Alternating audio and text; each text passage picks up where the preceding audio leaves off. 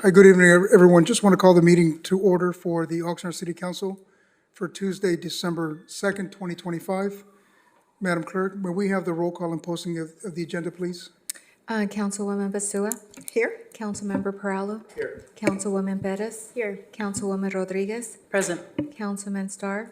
Here. Mayor Pro Tem Teran. Here. Mayor MacArthur. Here. The agenda for this meeting was posted in the kiosk at City Hall, the Oxnard Public Library, the city administrative offices, and on the city's website on Thursday, November 20th. Thank you. Thank you. Prior to closed session, we will take public comment on the closed session agenda. Can the city attorney please provide a statement prior to closed session? Thank you, Mayor. City Council will recess to a closed session pursuant to Government Code Section 54956.9 Subdivision D1 to confer with its attorneys. The matters being discussed are Thompson versus City of Oxnard, Schwabauer versus City of Oxnard, and Albaran versus City of Oxnard. Thank you, city attorney. Madam Clerk, do we have any speakers for public comment prior to closed session? Excuse me. Mayor and council members, we do not have any public speakers in person or virtually for closed session. Thank you. Thank you, Madam Clerk. The city council will now recess to a closed session, and at 5 p.m., we will begin with an appointment item followed by our regular council meeting. Thank you.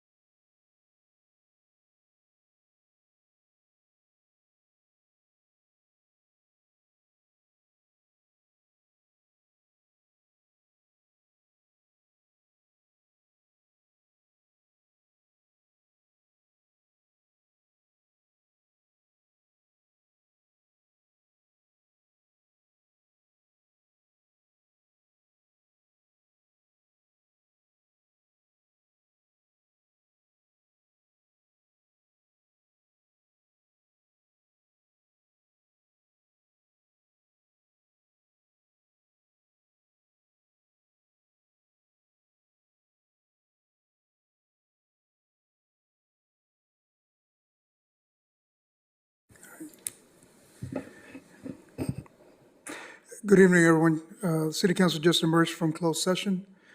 I will ask Mr. Fisher, our city attorney, for any announcements to make.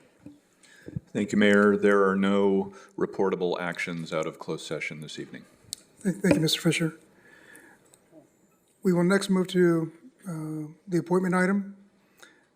This is D1 on your agenda. This is the fire and police departments presenting. It's the public safety workshop, both from the police department and from the fire department. The recommendations that the city council receive and file an update report from Police Chief Jason Benitez and Fire Chief Hamilton concerning information related to functions, priorities, challenges, and anticipated future needs. Thanks, Chief Hamilton. We'll start with you. Thank you. Good evening, Mayor, Mayor Pro Tem, members of council. Appreciate the time tonight. And Diego, when you get a minute, if you pull up the slides.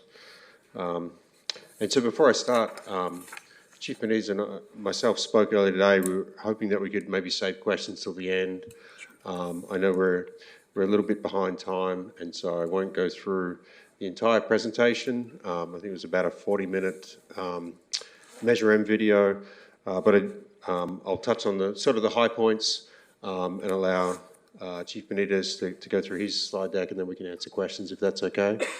And so I'd just like to start by acknowledging the excellent relationship that Oxnard Fire and Police Departments share, and myself and Chief Benitez, I feel very grateful to have such a good partner in Chief Benitez, and I think our departments work really, really closely together and have a great operational relationship. So, with that being said, let me jump into this. So that's just a very a basic breakdown of our organisational chart. You can see there, and broken down a little bit further, you can sort of see the station operations. That's sort of more the exciting stuff, I guess, with the lights and sirens. For a medium-sized department, we do a phenomenal job in those various disciplines other than just EMS and fire, and I think council should be very proud of that. And you can see there with our administrative services, fire prevention, our Cooper program, and then obviously our emergency manager or emergency management division. Very quickly, how we serve the community, you can see there, primarily it's public safety, but we also do provide some economic benefits. We sort of help with community, fostering good community bonds, and then the community engagement and education piece is something that we've been working very hard on, particularly through our smoke detector programs and workforce development programs that we've been doing. So one of the things I spent some time on the video on is our ISO rating. So this is the Insurance Service Office rating. And so as you can see there, it's the rating is reflected in that scoring matrix right there, where it's communications, which is done by the Ventura County Fire Department, Fire Department operations, and then finally the water supply. And so I wanted to just highlight that as our Public Works Department does a phenomenal job in our water system, and we always score very competitively in that area. So essentially our current ISO rating is Class 2, which is an excellent rating. We are close to a Class 1. We're sort of a high B plus, if you will. I think we scored somewhere in the 88% range. Getting above 90 would give us a Class 1 rating. So we are very close, but even as a Class 2, we are considered exceptional in capability and effective emergency response. There's some of the benefits provided by having that class or the ISO rating, Class 2, and obviously our hope in the next evaluation process, we'd become a Class 1 department. So just to touch on our calls for service, this is sort of where we do get busy, and so you can see there the red line there is calls for service. So that's someone calling 911 to report an emergency. The unit responses is how many units responded to those emergency calls for service, or emergency responses. So as an example, the Sunkiss fire that we had in March of last year. That was one emergency response that involved over 50 units responding to that. So just to give you a little bit of context to those numbers. One of the other things that we touched on, so we have an ISO Class 2 rating. One of the other ways that we are measured in terms of our effectiveness as a fire department is this National Fire Protection Association, or NFPA standard, 1710, which is, it's called an assembly standard, how quickly we can get personnel on scene of an incident. So they have two standards there, a 4 people in 4 minutes or a full 15 people in 8 minutes. This is a standard that we, the one thing about this standard that we can control is the amount of time it takes us to get out the door. And so you can see there those dotted red and green lines, they're our time standards for leaving the station. So we get 60 minutes on an EMS call, and 60 seconds on an EMS call, 80 seconds on a structure fire response. We get an extra 20 seconds to don that equipment or our personal protective equipment. And you can see that yellow line along the bottom shows that we are below both that green and that red line.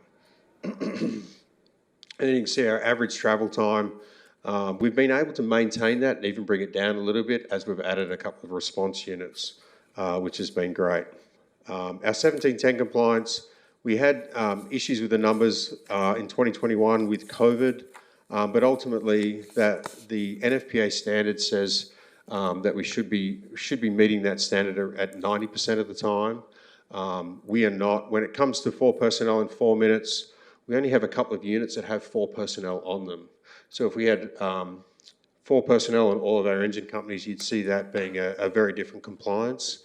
We just added a fourth body to one of our engines from the Sakioka development. It took the compliance just for that engine in that district. It basically doubled their compliance from 30% to 60%. Because there was 4 bodies on that first arriving vehicle. So you can see here we have been slowly improving, still way below where we should be with this standard, but we have been slowly improving our compliance with the 15 personnel in 8 minutes. So just switching gears a little bit to the last round of council priorities that we had. So one of those was developing a modern disaster preparedness program. And I think it was just a couple of months ago, you got an update from Candy Campbell, our emergency manager, but she's been doing some fantastic work in these different areas, working on updating our digital presence, working on updates to our emergency planning, and certainly her and I have been working through updating our EOP as we speak. Developing better readiness within the city as we have both planned and unplanned events occurring, and then community outreach. One of the other council priorities we had last time was maintaining emergency response times. That's something that we have been able to do, and we've even lowered our response times when it comes to EMS calls with the addition of an additional paramedic squad. So this is actually, I guess, 2 council priorities in one. Was restore and increase paramedic squads and then maintaining 911 emergency response times.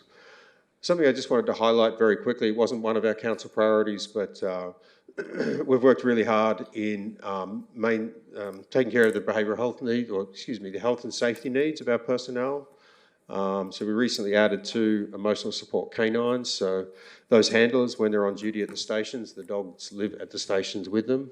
And they respond to after potentially traumatic events, and they've even provided assistance throughout the city as well for city staff. We now have 2 culturally competent clinicians that are on contract for our staff to help keep problems at the lowest level possible. And then finally, we are participating in a number of different research studies. And in fact, the PFAS levels in serum study that you can see there in the middle on the right there, we are just finishing that study today and tomorrow, where we're taking the final blood samples from our folks that participated in that study. A couple of the other things we wanted to highlight is how the fire department sort of indirectly has supported other council priorities. in the previous round of priorities, and so one of those being quality of life. And so we work closely with some of the other city departments on the homelessness task force, working on the unpermitted food and vendors, and working through that, and then doing a lot of public outreach and education, particularly as it relates to smoke alarms, because that's been a big issue for us. And then the other council priority I wanted to touch on also was investing in staff training and development. We've had a great relationship with the Oxnard College. We've sort of continued to build on our relationship with the school district. And obviously we have our workforce development grant program, the EMS Corps, and our Fire Explorer program has been around for many years. One of the challenges we had with our council priorities was implementing a lifeguard program. This is something that we were not able to accomplish. It was one of council's priorities. Identifying funding for the program has been difficult. There were significant staffing challenges for all lifeguarding agencies coming out of COVID. Some of those challenges continue to exist today.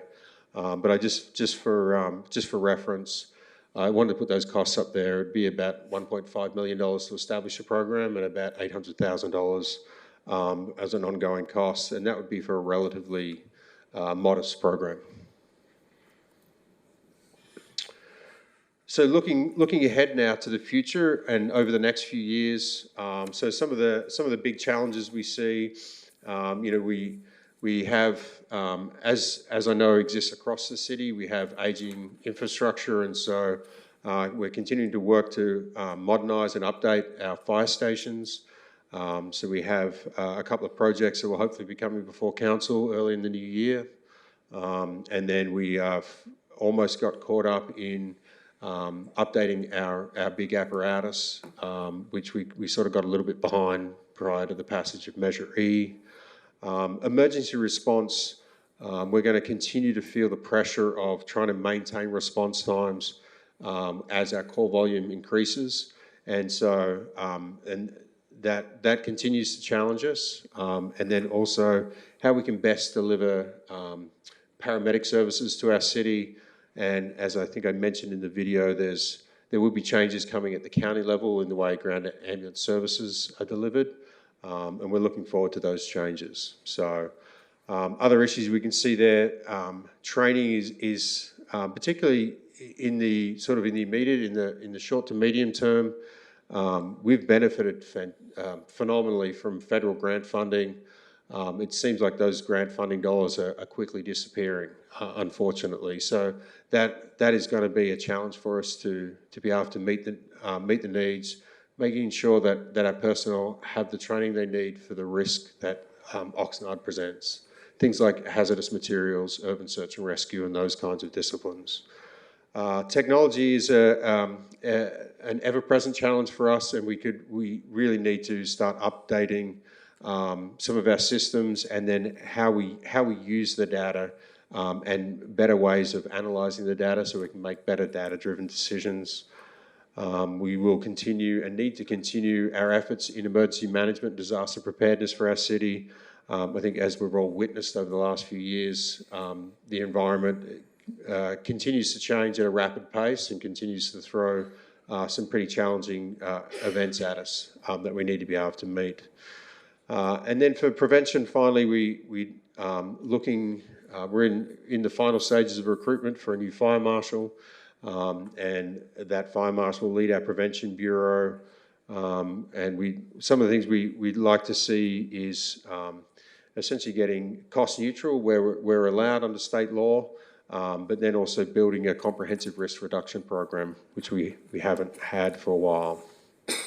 And so one of the other things that I wanted to talk about, sort of past these next 3 years when we're looking at council priorities, is we have some big challenges that are going to take longer than sort of a 3-year time horizon.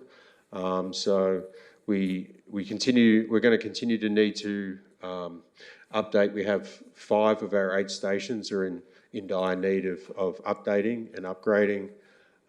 Potentially a new training facility. We currently host our training classroom at the old Oxnard High School building. That building is slated for demolition, so obviously we need to be able to train our personnel, but also it's a part of our ISO rating and those kinds of things where we need to make sure that we have something to replace that once that building is demolished. There are some really exciting advances in technology, and that we really do need to try and get caught up when it comes to technology. And then looking sort of longer term, the costs of personal protective equipment, costs of communications equipment, these things are all going up and seem to be going up fairly significantly. And then looking at longer term planning for emergency response. I acknowledge it's expensive. It's a big investment to add additional responders, but the reality is we are going to need to look at adding more responders into the future, and maybe look at the calls that we do respond to. It's certainly not in the fire service ethos to, if someone calls 911, we're going to go.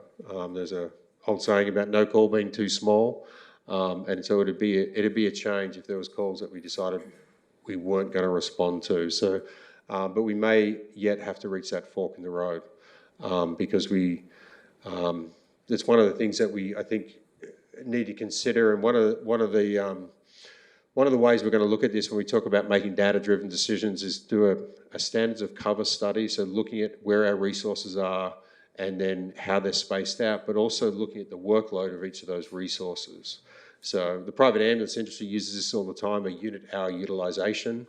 For them, it's more a measure of profitability. And so, the higher they can get that number, the more profitable that unit is. We're looking at more through the lens of workload, and how much is too much work for our personnel, particularly if they're working, they work a minimum of a 24-hour shift, and can work up to 5 days straight. So what does that look like in terms of workload? So that's something we're going to look to do to start bringing in some metrics about when it is the right time to start adding resources. So hopefully that'll help inform this sort of longer term discussion. So, and I think with that, the last thing I'll add is here's our commitment to all of you and the residents of Oxnard, primarily to protect life, property, and the environment, continue to build a resilient community, and working on developing a strong and diverse public safety workforce, and then really looking ahead to what the challenges that are coming at us and how we can best prepare for those today. So with that, maybe I shouldn't get to the question slide just yet, because I'll let the police chief come and say a few words. Thank you.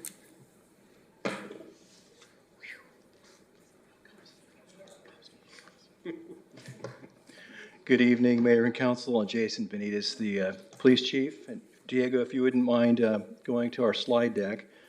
As the fire chief had mentioned, we have a very strong relationship between PD and fire, and I appreciate that.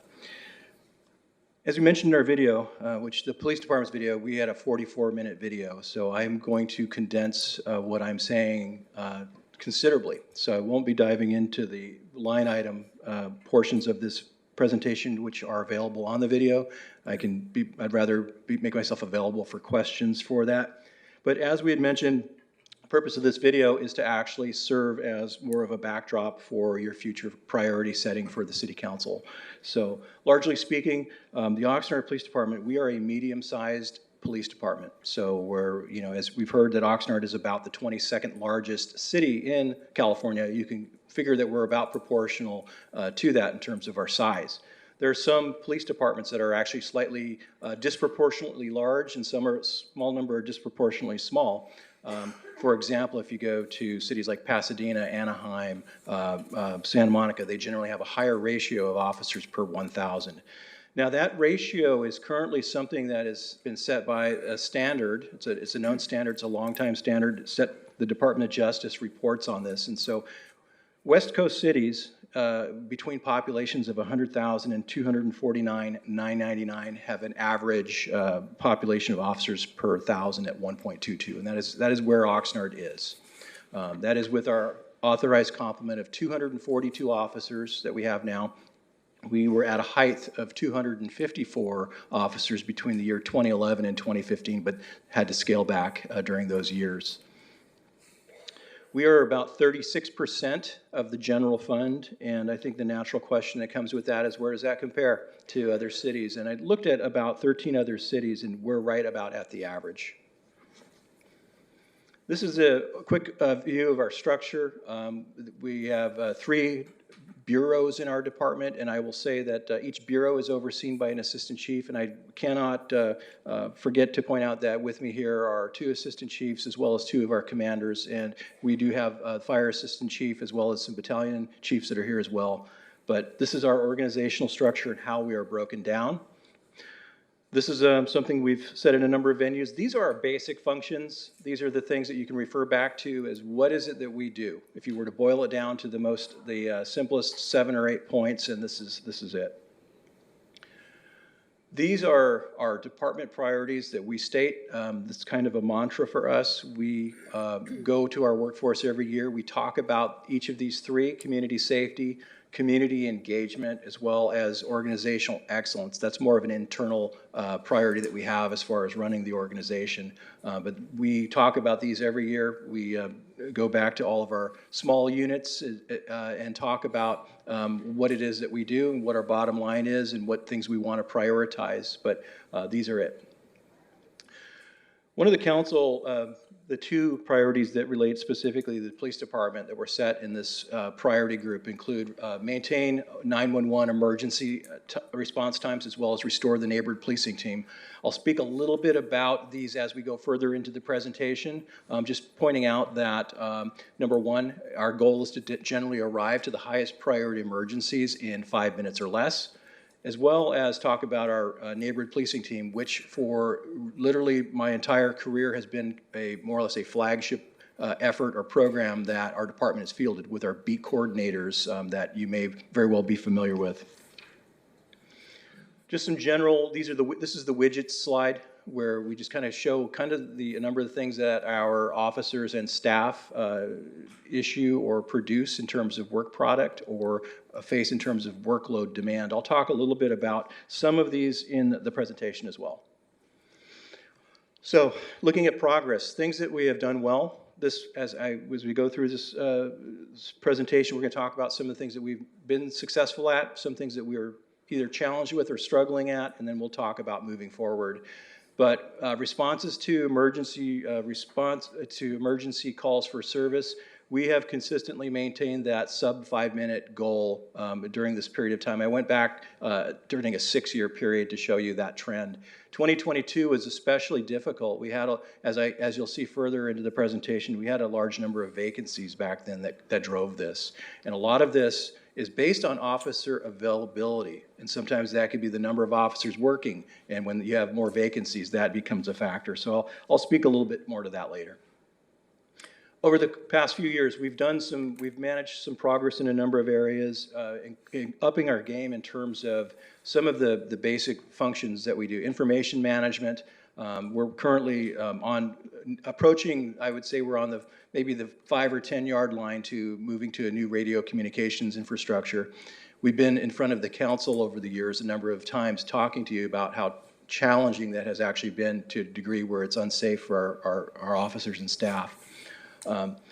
Use of uncrewed aerial systems. We've been in this game now for over 6 years, and up at the time of this report, we had well over 700 flights where we were responding in some way, shape, or form to some type of public safety problem.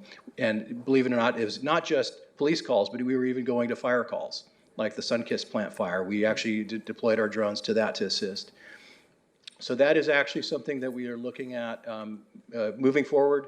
It was actually a year ago today, I believe we were at a council meeting, the council approved our drone first responder effort, which we currently we have 3 operating drones that are responding to calls. We're further fine-tuning that program, but we're one of the very few in the country that are actually doing this right now. We're the first in this region.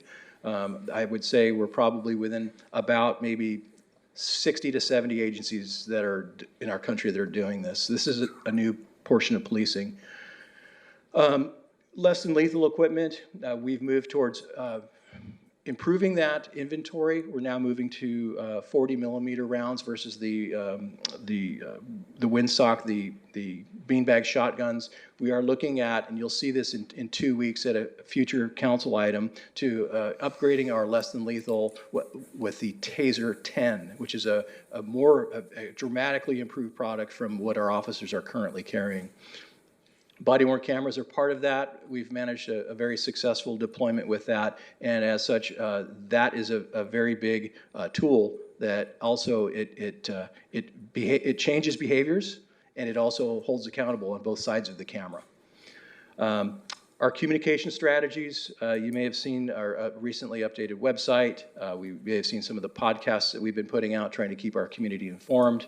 We've actually tried to increase our outreach into the Spanish-speaking community, and we've really upped the game there, and as well as providing the community with critical information related to the things that we do, especially when it involves a critical incident. Now, looking at crime, this is the 10-year picture. One thing to note is we've been on a declining trend. We're kind of flattened out now. The difference, the delta between over the past few years is not huge, but you look at the past 2 years on this chart, they're on a different reporting system. Those are 2 years where we went from the uniform crime reporting standard that had been in place for decades to the National Incident-Based Reporting System, which is a whole different set of statistic keeping. And so I've spoken to that in past presentations, but it's basically the prior reporting was an apple, this is an orange. And so this graph here is our correlation of those offenses, and we've kind of tried to match them to what it would look like if we were still on the UCR crime reporting system. Taking a step back, this is the longer-term picture. This is a 34-year picture of crime in Oxnard, reported crime. You can kind of see where we're at. You can see how much crime has trended down. Obviously, this is a cyclical thing, and so you can see where we are now. And we've been amongst our lowest years of overall reported crime.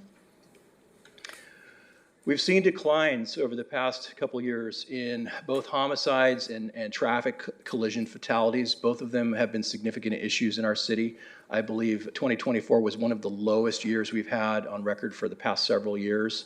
To give you some perspective on terms of homicides, if you go back about 20 years, it would not be unusual for us to have over 20 in a year. So this just kind of gives you a little bit of perspective as to what it looks like. Challenges. This slide is an entire conversation on itself. This has been one of the more challenging things that municipal police departments have had to navigate through this year, with it likely to continue into future years. That's a whole other challenge that has diverted a lot of our energy, our resources towards that issue.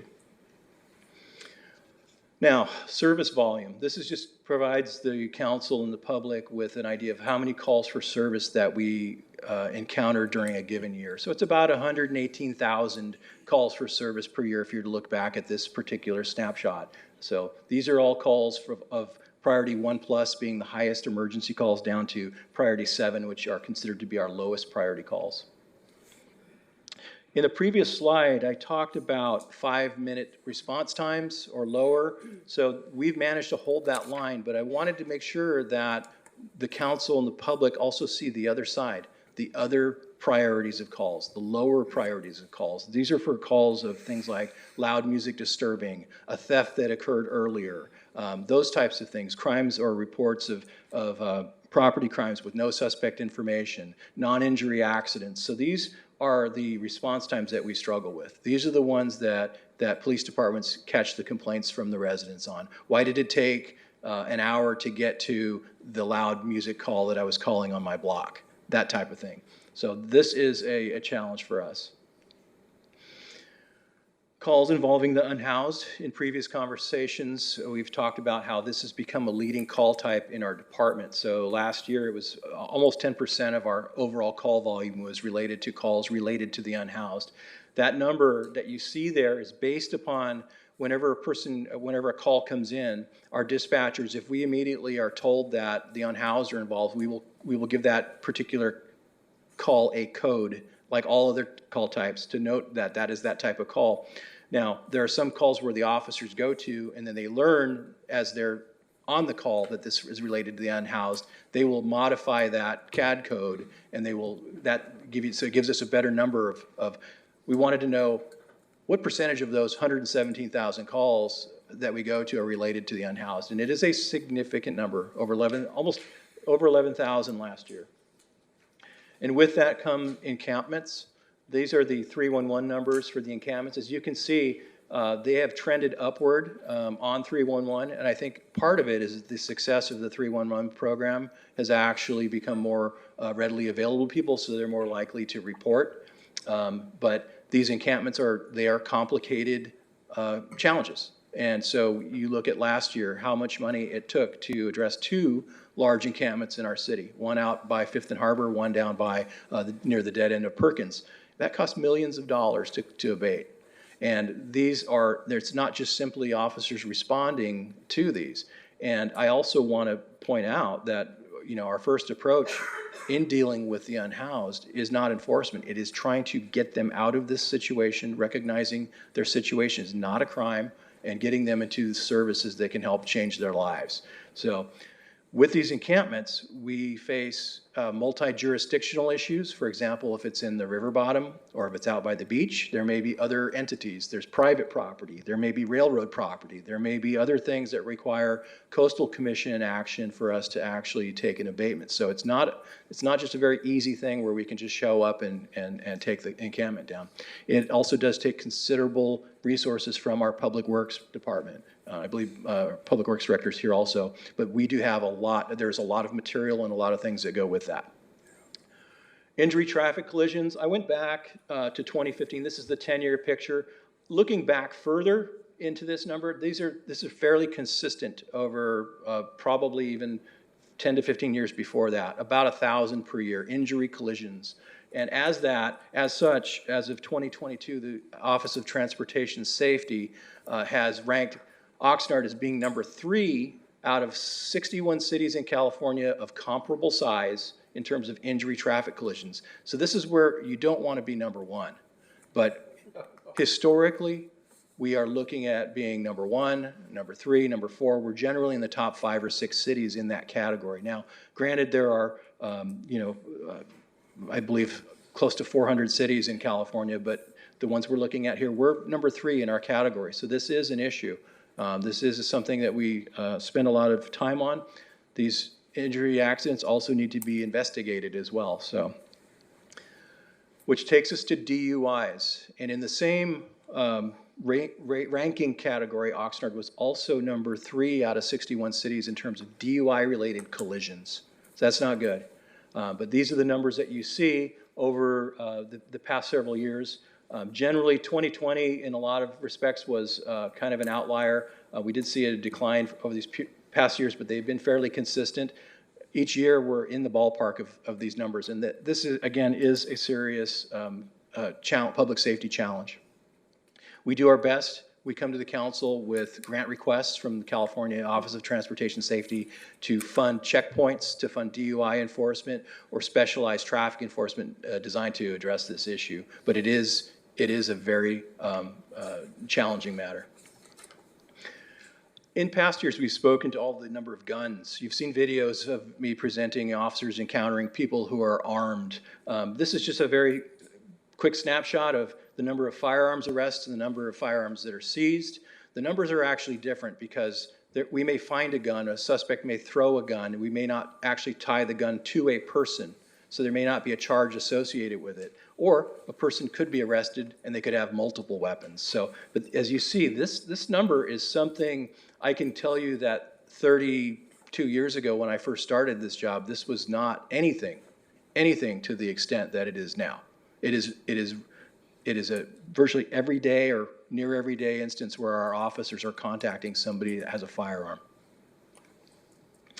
Narcotics, I won't go into all the numbers here, but what I can tell you is that that is very significant. The big one that you see here are fentanyl and methamphetamine as being some of the leading illicit drugs that are out on our streets, and we're doing our best. If you go back to this slide later and you look at this, gives you an idea of what our department has seized over these past 6 years.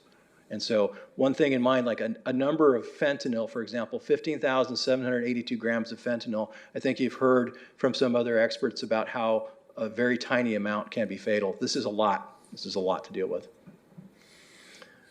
Which takes us to overdoses. You've seen the videos from us that we presented in our annual updates to council. Very resource-intensive call. We get a lot of them, 535 in 2024.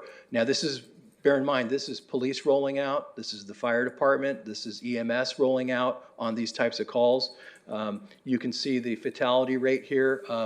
That has declined over the past years, but part of that is also given some attribute to the greater availability of Narcan, naloxone, which is now something that more and more people have, so they're actually able to save more people as they're overdosing. So, but to give you an idea of how many naloxone applications our department uses, these are the numbers. They've gone down last year, but you think 84 times our officers were using this on somebody to revive them because they had overdosed.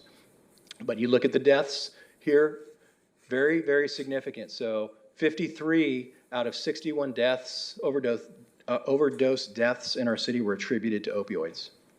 And when you look at this from another perspective, this is the lethality trend here, is that you see the bars in black are the fatals that are from overdoses, and you can see that they dwarf the combined, the sum total of homicides and traffic collisions. So if you look at 2024, 13 total homicide and traffic fatalities, 61. So you're looking at about 4 times more deaths that year, fourfold of people that are dying.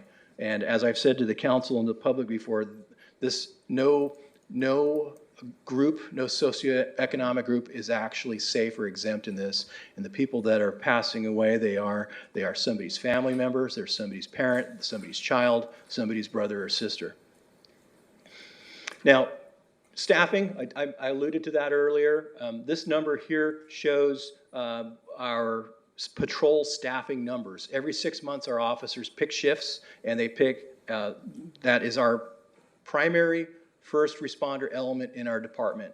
And you can see over recent years, you look at 2022, when we only had 74, and then the following 6 months period, 73 officers selecting shifts. That's because we had vacancies. And so we have to apportion our workforce in a way that we can still get other jobs done, but we also have to recognize that patrol is a core function. So with that, we made some hard decisions.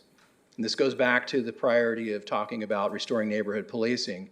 We took members of our neighborhood policing team and we folded them back into patrol and as it stands today, 3/4 of their days are working in patrol shifts covering. And there's some added benefits there. The drawbacks are we don't have the luxury of having proactive resources that are not responding to calls out there involved in neighborhood problem solving, crime prevention through environmental design assessments. So they are now handling 911 calls. They're handling all the calls that everyone expects as the base level expectation. So we had to do that. We made a big move on that last year, and you can see the numbers are better. We just had our most recent selection in the past weeks since this video was produced, and we have 90 officers selecting patrol. So our intent is actually to start releasing officers back to the neighborhood policing team. The vacancy trend, this is kind of what I was talking about. It comes and goes, and generally this time of year, December, we start seeing service retirements. And it's not unusual for us to have, over the past couple of years, anywhere from 9 to 13 service retirements. That is in addition to people that don't make probation or decide to lateral to another agency or have a medical retirement. So these vacancies, these are positions that are there's nobody in that position. And so I have to also point out that when you talk about this issue, is that there are also officers that are out on injury leave. There are officers that are on military leave, family leave, whatever the leave period is, whatever the reason is. There are additional officers that are not, also in training, they're hired, the position is filled, but they are in the academy or they're in field training. And we call it, it's for lack of a better word, non-productive positions, because the positions are filled, but they're not actually responding to calls. So these are just the baseline numbers. So for example, you look at July of 2023, when we went from 9 vacancies, when we had a handle on it, next thing you know, we were at 24. We lost a lot of people that year. And when you add the injured on duty and that other list, that number can easily double. And as such, this has been a declining trend, not just in California, or not just in Oxnard thing, but industry-wide. Especially got worse after 2020, events that took place in our nation, because not everybody that applies either. So you might say, hey, there's 778 applicants that you had. Why didn't you fill your ranks? Why do you still have vacancies? Well, generally in this job, you may have heard former Mayor Pro Tem McDonald say, is that maybe a small percentage, maybe 3% of them get hired. There's a reason for that. There are a lot of things that they have to go through before they get hired. And so we can't just hire 778 people. But with this said, is that when you have a number like that, you're only going to hire a fraction of them. And this gives you an idea that the trend, this shows you kind of like what's coming in, who's coming in the door, and how many are going out the door. And this gives you always want to have the blue ahead, but you look at 2023, like I said, that's a big loss, a net loss of 7. And so it's something that we are always chasing. Dispatchers are another one. We currently have 5 vacancies in our dispatch center right now. And studies have shown that our dispatch center actually handles more calls on its own than that of Ventura County Sheriff. And so there's a significant number to that. Staffing studies have actually prescribed that we should have 31 dispatchers, 7 supervisors, and a manager. We work with 22, 6, and 1. And so in those widgets, in the widget slide, I think you see how many calls we handled in that center, like 342,000 calls in a year. Those are phone calls coming in and out of the center. And to make things more challenging is that the hiring time for police officers and dispatchers, I've said this before, I won't beat this one to death this evening, but it takes a long time to get them from hiring to the time that they are in service. So these are just some of the other general challenges that we are facing. Some aging infrastructure. You've heard public comments about camera systems in our city, in certain parts of our city. Supply chain issues for vehicles. We've talked about this before, but other things, for example, booking time at county jail. It now takes about 3 hours to book an arrestee at county jail. This is because of a number of medical evaluation requirements, but it's almost kind of like you book one person, you're done. You're almost out of commission for the rest of the shift. And again, going back to response times, it hinges critically on officer availability.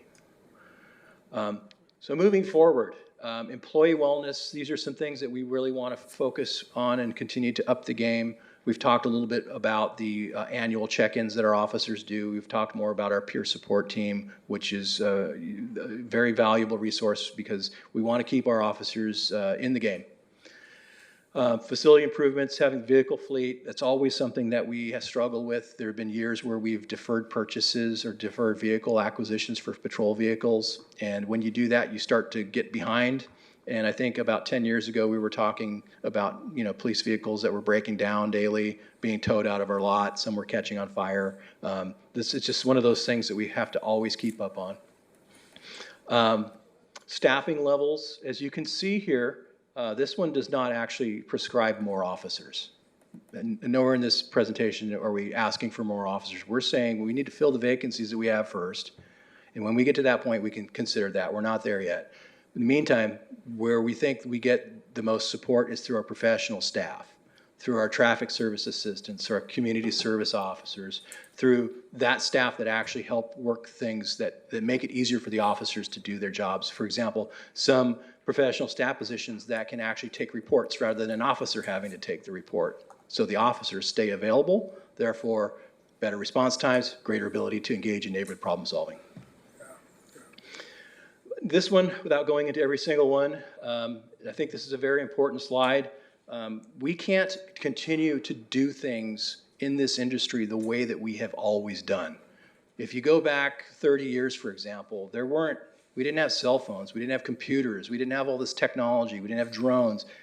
There's a lot more technology out there that is necessary for us to solve cases, to make connections. This job, a lot of it has to do with is information access, information management.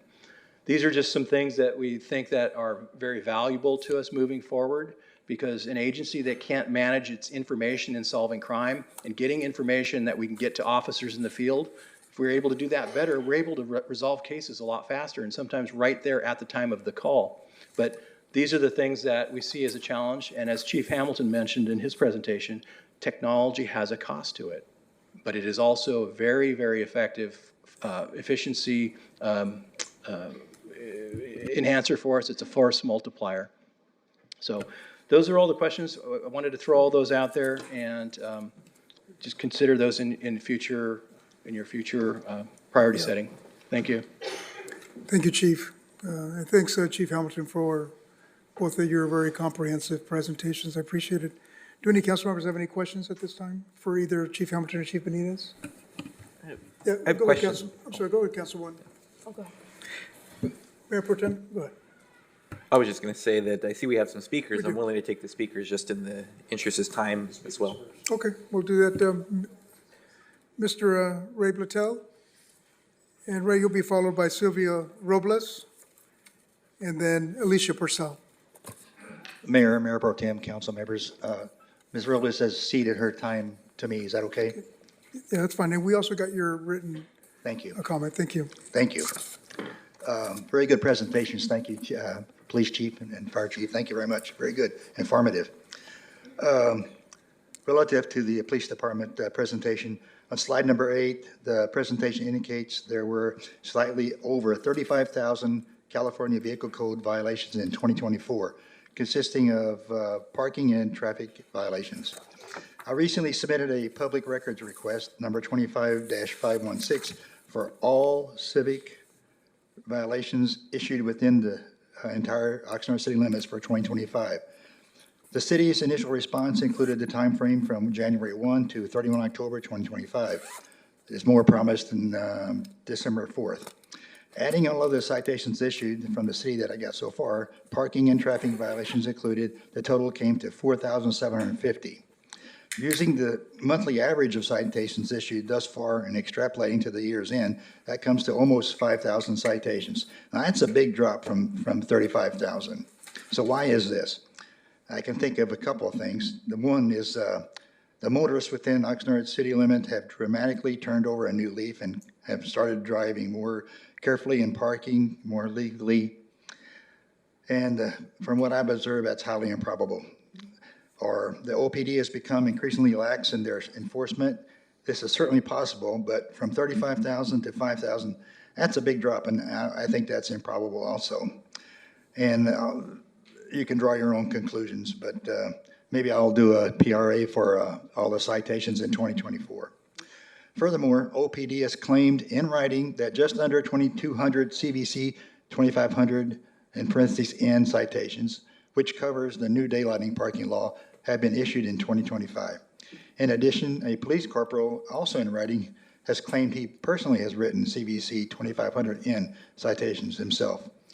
The funny thing is, remember the PRA I just talked about, where I asked for all the CVC violations issued in the city?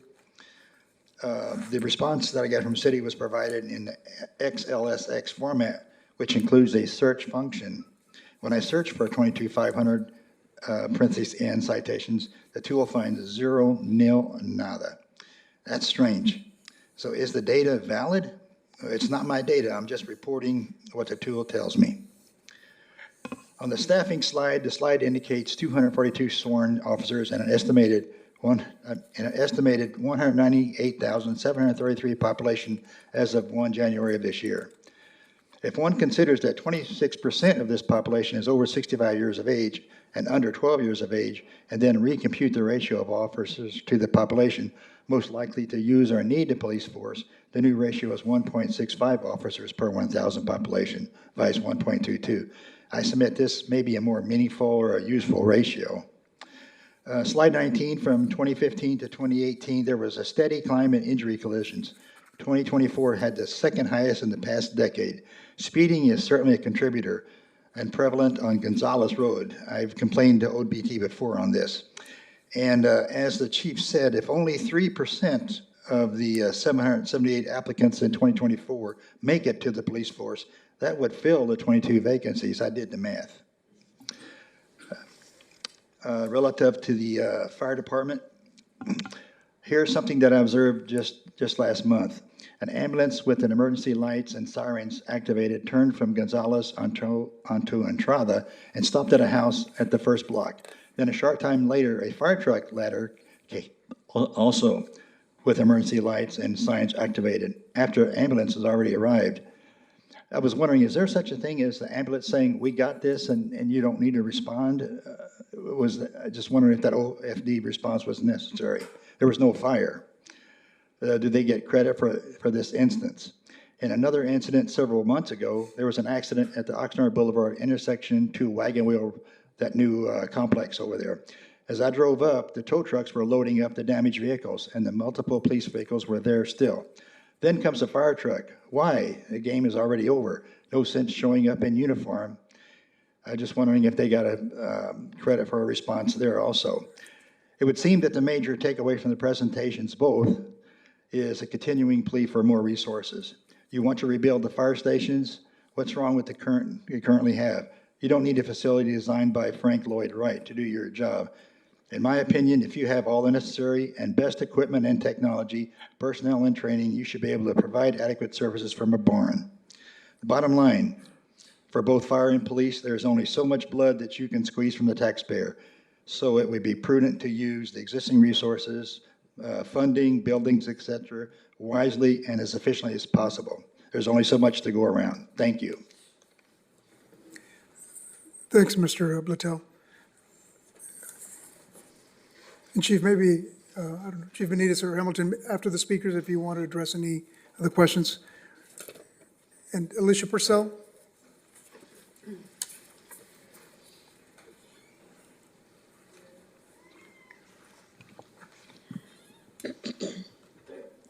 So the presentation on the police department data indicates that 9.4% of their calls for service last year were due to the homeless population that we have. Over 11,000 calls we're talking about. This is not a trivial cost to society. Councilman Starr has asked the council to consider enacting an anti-camping ordinance, which would give the police department leverage to incentivize homeless people to accept the services that are readily available or else face a penalty.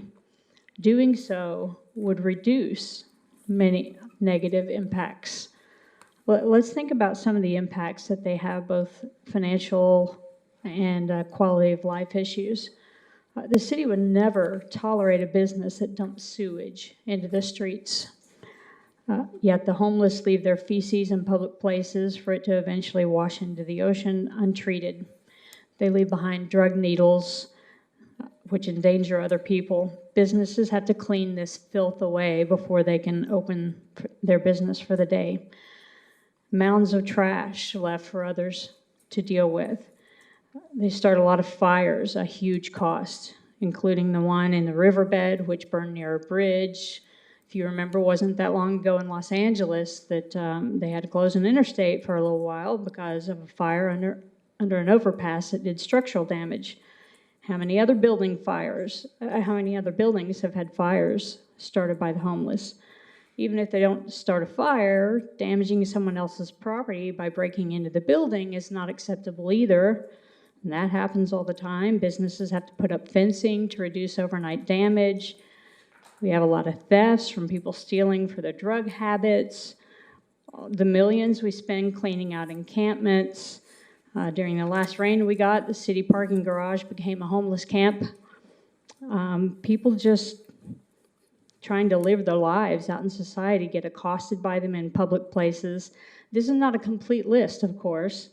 No one would join Councilman Starr's request for an anti-camping ordinance to come to council. Instead, he was accused of being things like cruel and heartless. No, what's cruel and heartless is allowing a small number of people, many of whom are voluntarily homeless, impose high societal costs on the rest of us who end up paying the bill. It's cruel and heartless to tell the rest of us that we just need to tolerate this. Tough love is an effective technique, and people with drug addictions and mental health problems generally are not going to reform themselves. So we need to use the leverage that we have by implementing an anti-camping ordinance. Thank you very much. Thanks, Ms. Parcell. Mr. Greg Runyon?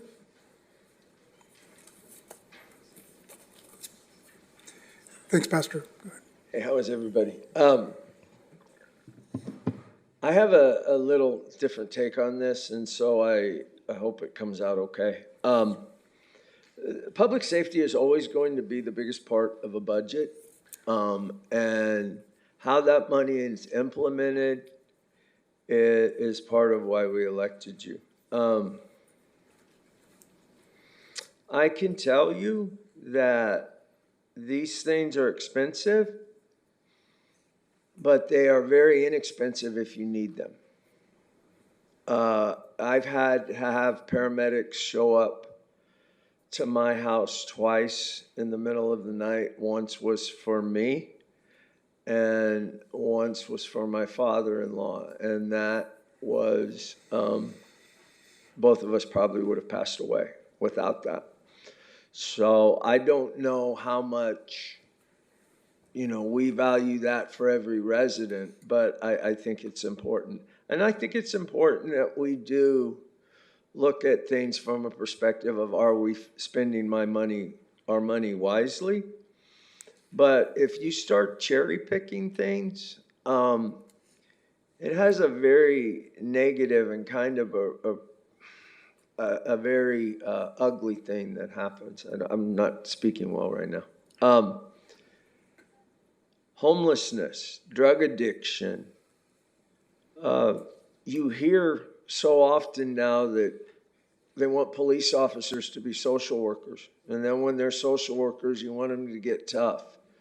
The thing that I'll tell you as a former drug addict, you can't make somebody do something they don't want to do, but the second you quit trying, they will never do it. So trying to come up with different programs are great. But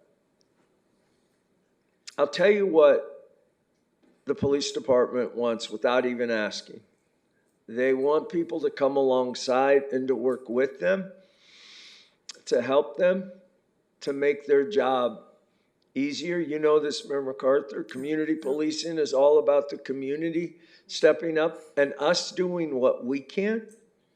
Crime rates have gone down, not because I think people have gotten better, but because I think we've decriminalized a lot of things. People behave the way they do because they're either allowed to or they don't care. And, it's up to us that we care. So as a council, I just want to implore you that when it comes to public safety, don't look to save money at the risk of not saving lives. Thank you. Thank you, Reverend. Madam Clerk, are there any public speakers online? Mayor and council members, yes, we have a virtual speaker ending in 1622. Please press *6 to unmute, and you have 3 minutes starting now. Thank you.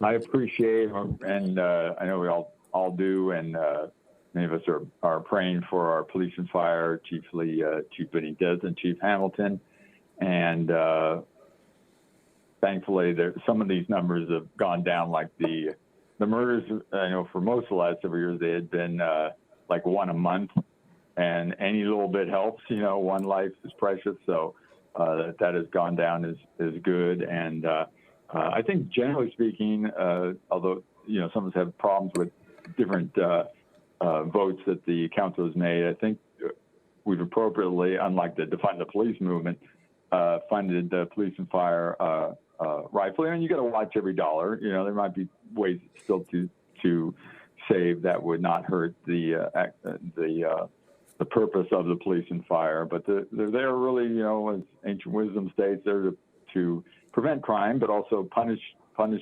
evil and praise those who do good. And there's a lot that goes into why people commit crime.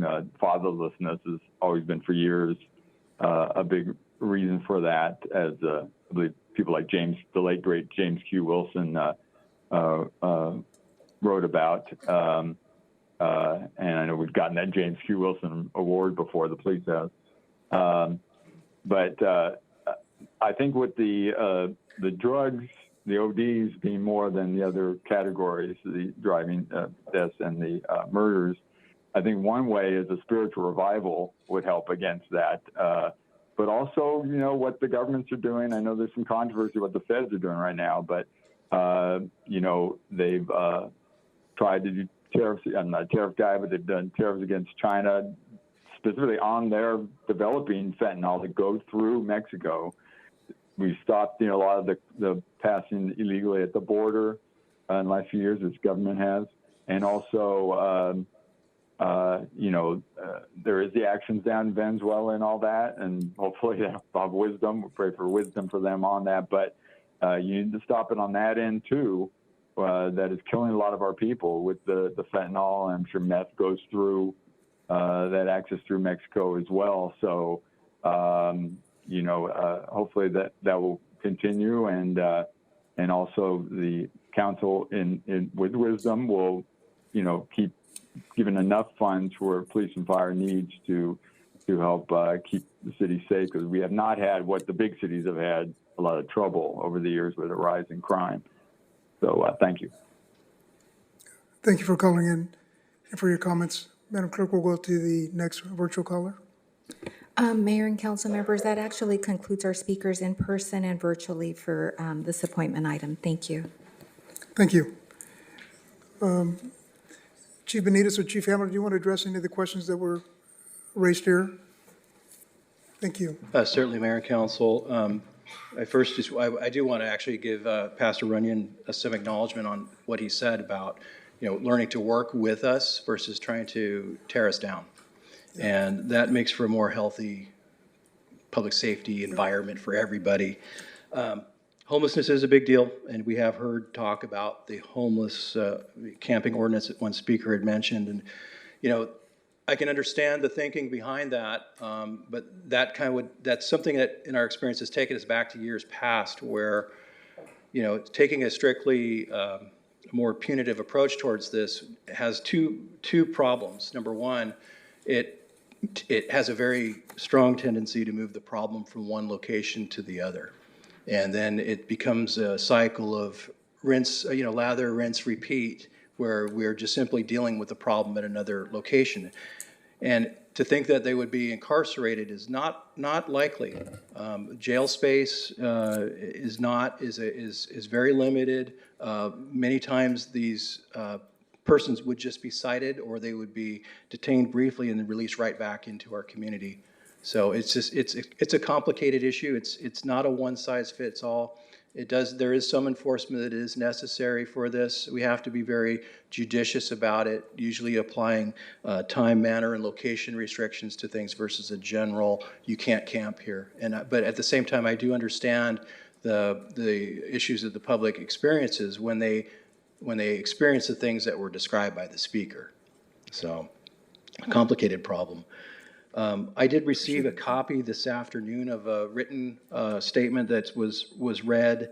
There's a lot to unpack in this statement, and I don't want to be ticky-tack about this, but I think that in this case, to things that just cast a lot of reasonable doubt out there with matters that is of incomplete information or inaccurate information is frankly problematic. And for example, the speaker actually has an open public records request for the citation data, which has not been completed yet.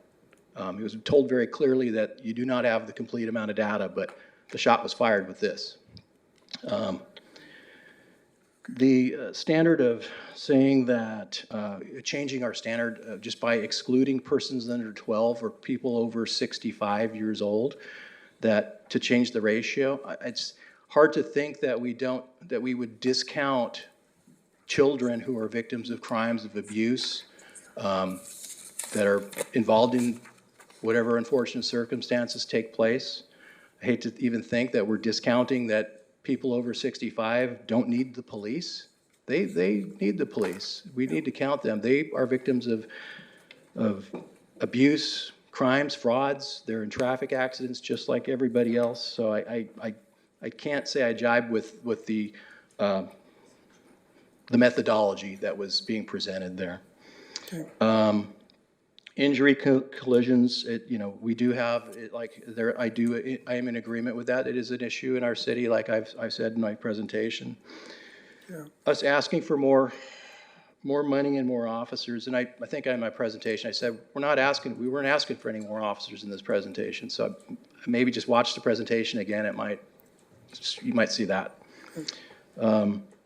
Hiring, based on the number of applicants, I also said we don't hire everybody, and there's very specific reasons for that. It's 3% is actually kind of it's generally between 1% and 3%.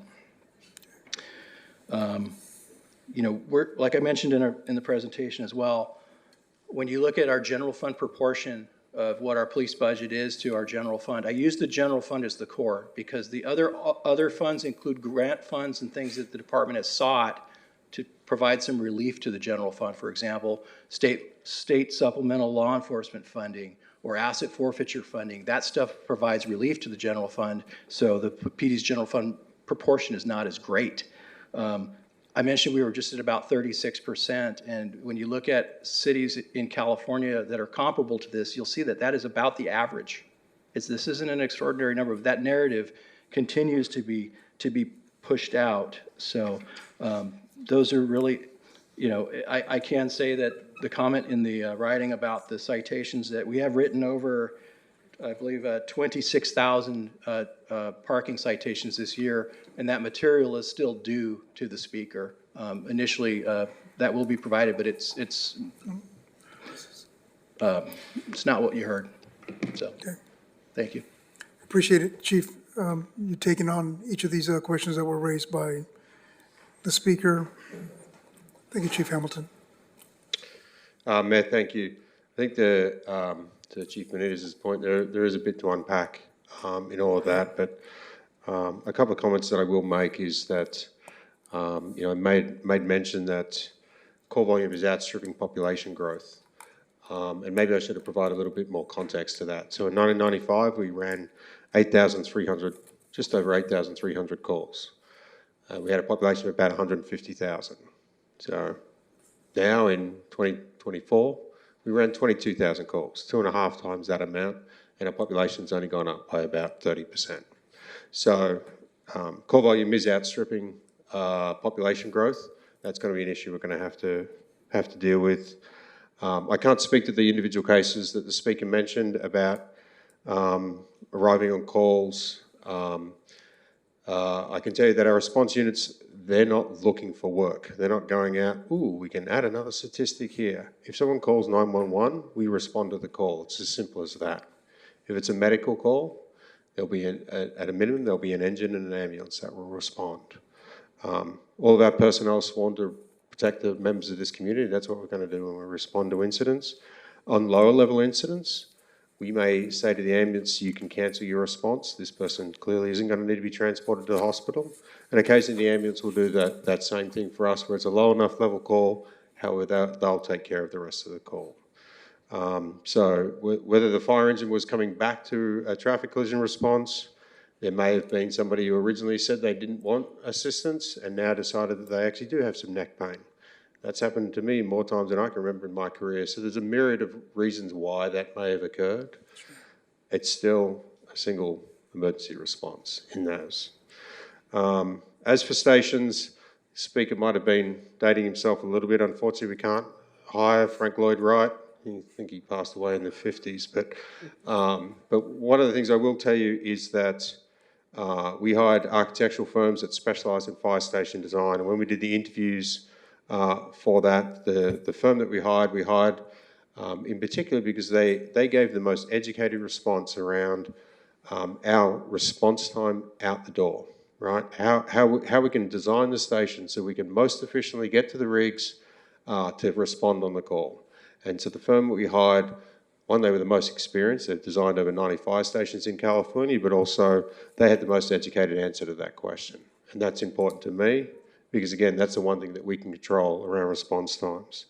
Our current fire stations, our personnel take pride in what they do and with those fire stations as best they can. Many of those fire stations, our oldest station is over 70 years old. It doesn't meet essential building safety standards. I can't tell you what it's going to look like after an earthquake occurs. It doesn't have any room for expansion. It's full. We can't add any more personnel even if we wanted to. There is a whole host of reasons. We are not the highest paid agency around. We never will be, and that's okay. But that's not all that comes with the job of being in the fire service.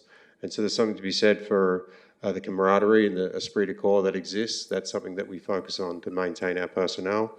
But we are obligated to be able to provide an environment that encourages a diverse workforce. Sleeping behind a curtain in a common space does not do that. So I can go on and on about the reason and the needs for these.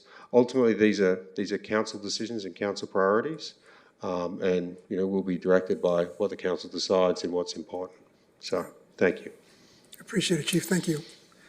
Yep, we'll go to your comment. Go ahead, Mayor Pro Tem. Just was the city manager going to add to that? No? Okay. Just regarding those particular stations, I made notes of the, from the presentations, and I was going to ask if the chief could touch on the proposed relocation of Station 4, but he already did. And also the rehabilitation or redoing of Stations 2 and 3, which I just want to point out for the public, both serve South Oxnard and those residents and our historic sites. They've been there for, I think the chief said over 70 years, at least one of them. I see his head nodding yes. And so they serve a very important purpose and also a part of town that looked different when those stations were originally built, and they have to be modernized to better serve the people they're intended to serve in that part of town and beyond in 2026 and beyond into the next several decades, not just today. So I appreciate the Chief Hamilton touching on that. And the last thing I'll say in regards to both our public safety chiefs up here is, and I see our public works director is in the back, I've had a number of conversations with members of the public about the issues of speeding and running red lights and collisions that happen at intersections, sometimes seemingly high frequency at certain intersections. And there could certainly be assessments, and there have been assessments on what our intersections are that need to be looked at and re-engineered and modernized in some cases.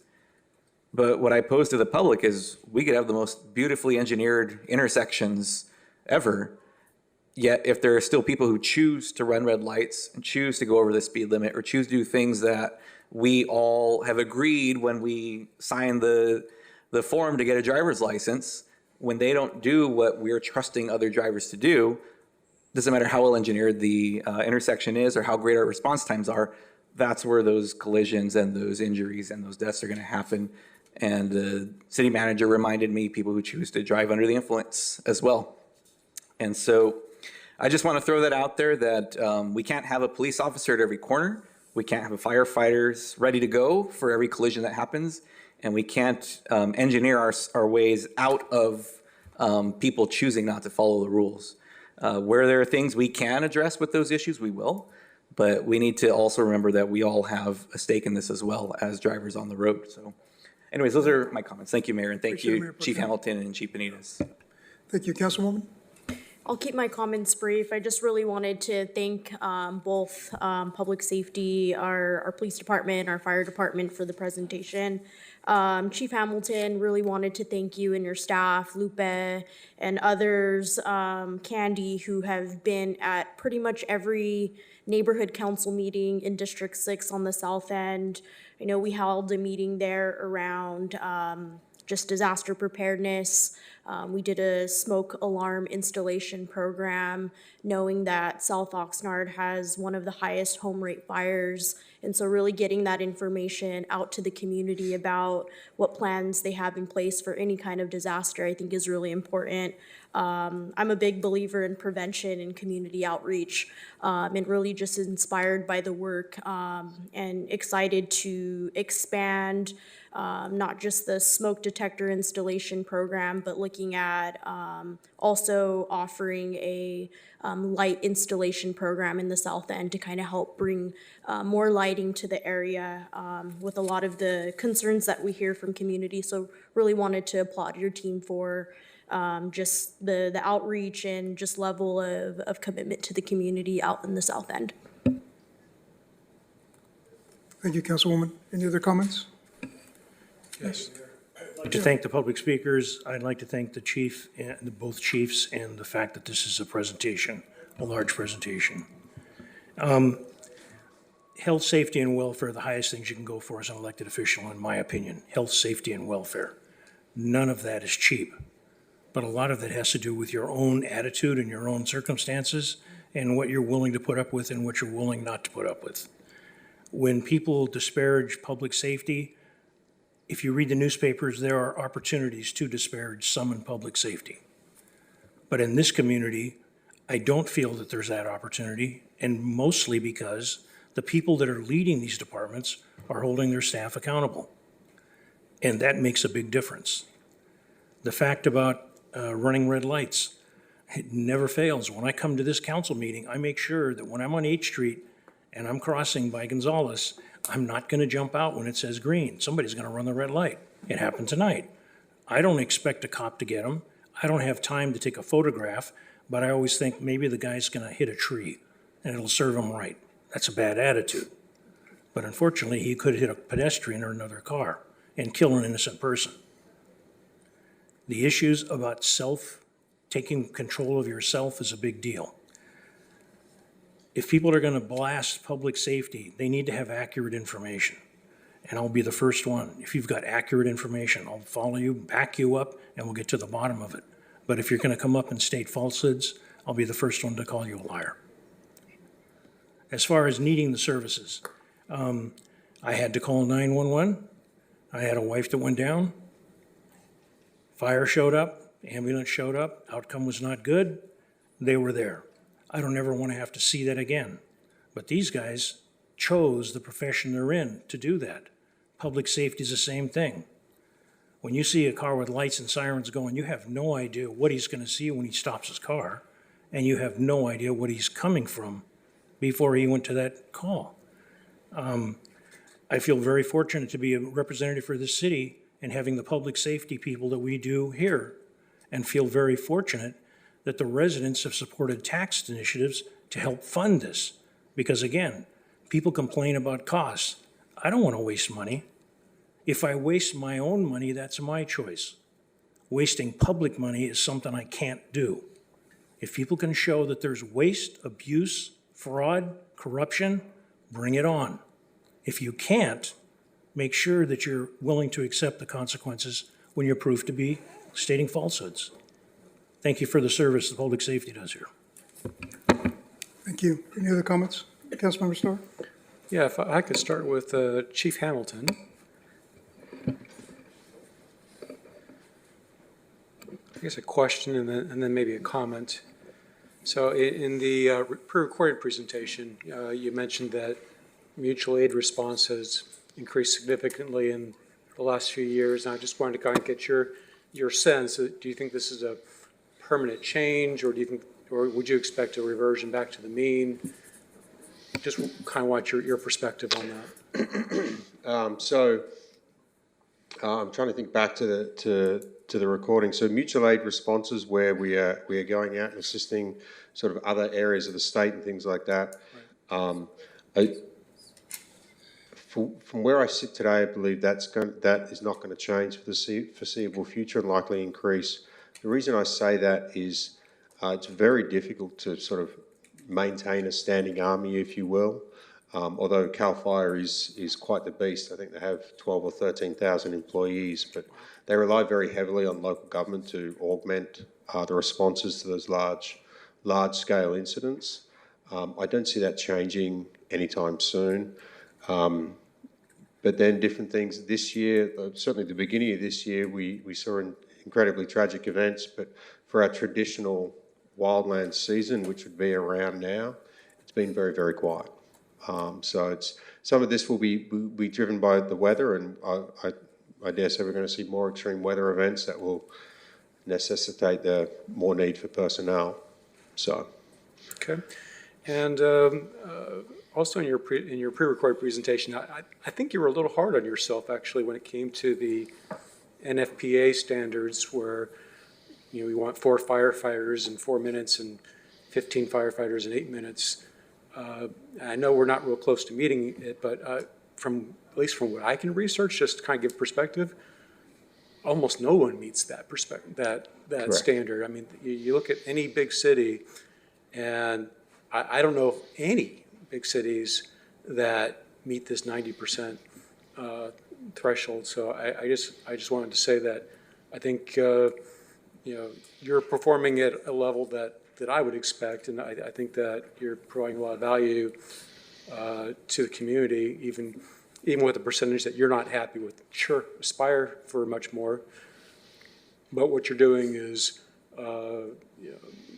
definitely not lackluster in any way. So I just want that to be clear. No, thank you. I really appreciate that comment. I think a long-term goal for our city, we should look to getting to 4-person engine companies, and maybe that's part of a longer-term plan, because it does increase how much work we can get done in a short amount of time, reduces the number of units that we have to ascend on a single residential fire, for example. It makes our personnel safer, and certainly in the event of a critical medical emergency, we've got more hands to go to work. So that would be something, but I would agree with you that the 1710 standard sets the bar very high. I think with a city like Oxnard, that's going to be a hard measure to attain. Right. Great, thank you. And I have some questions for Chief Hamilton. If there's any way that Benitez, thank you. If there's any way that the slide presentation can be brought up on screen, I'd appreciate probably help with the conversation a little bit. Diego, could you bring up the slide?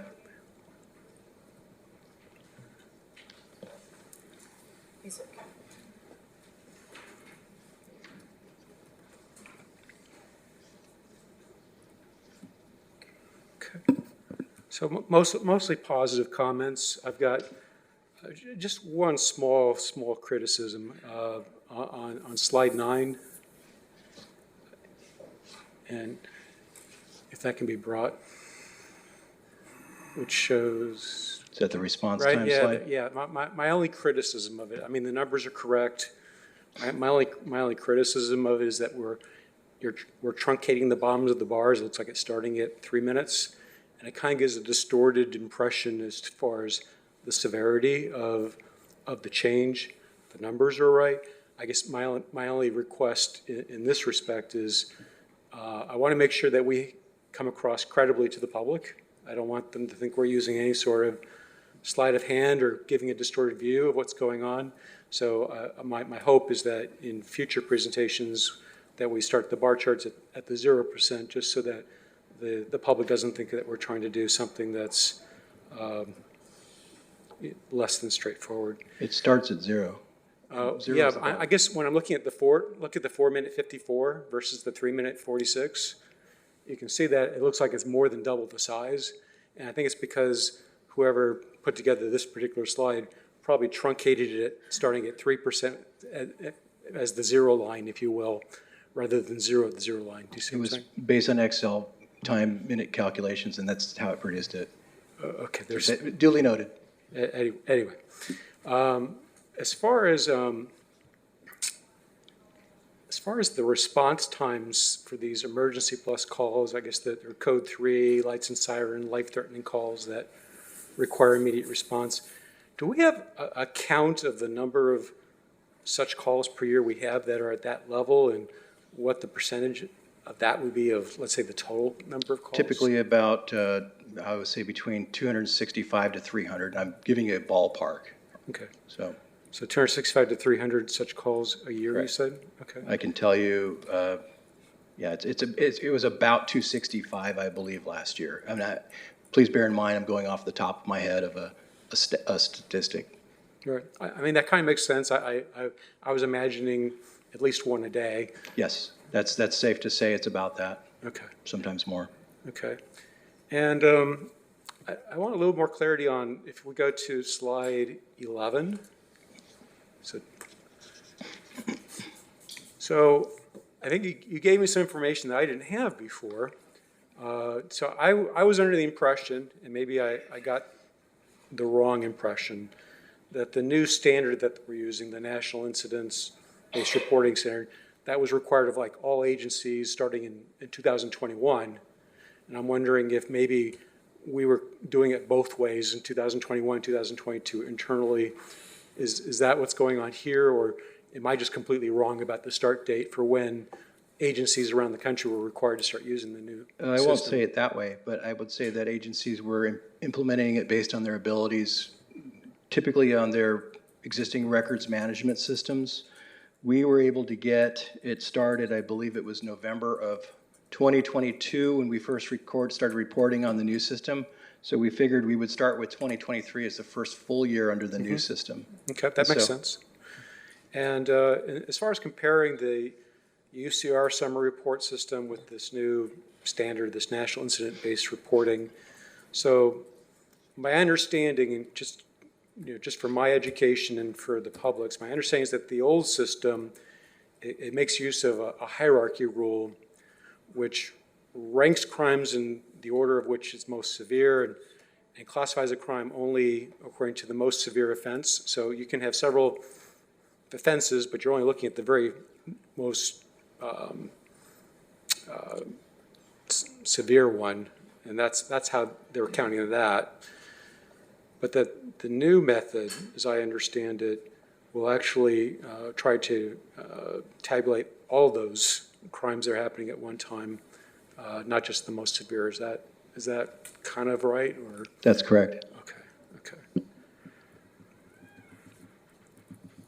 So if I look at slide, actually, there was a public comment already made on slide 17, so let's not go there, about the homeless issue, and I think I wouldn't be saying anything that wasn't already said. Well, let's go to slide 31.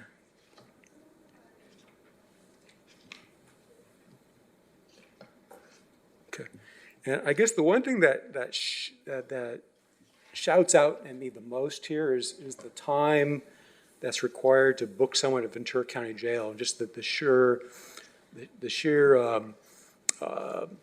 destruction, if you will, of an officer's day just handling one arrest. I did have a conversation with another police officer, and what he suggested to me is something that we could look at is perhaps we can make some sort of arrangement with the county where they can hire an additional booking officer, which my understanding is a booking officer is a lot less costly than a standard arresting officer would be.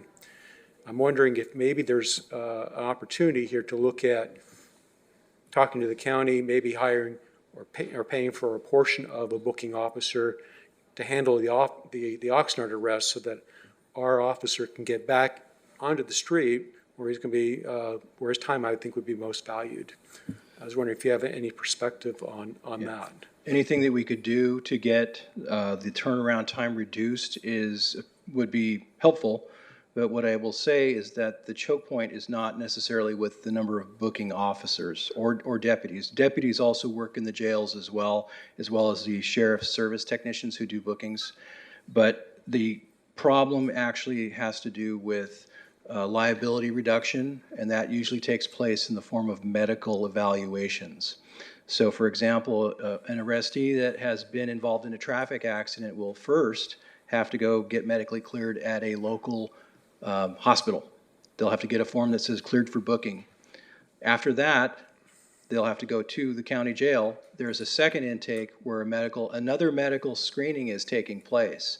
And so if you picture the intake point where there are about 10 arrestees coming in, and there may be 2 intaking medical staff, that's where the choke point actually is now.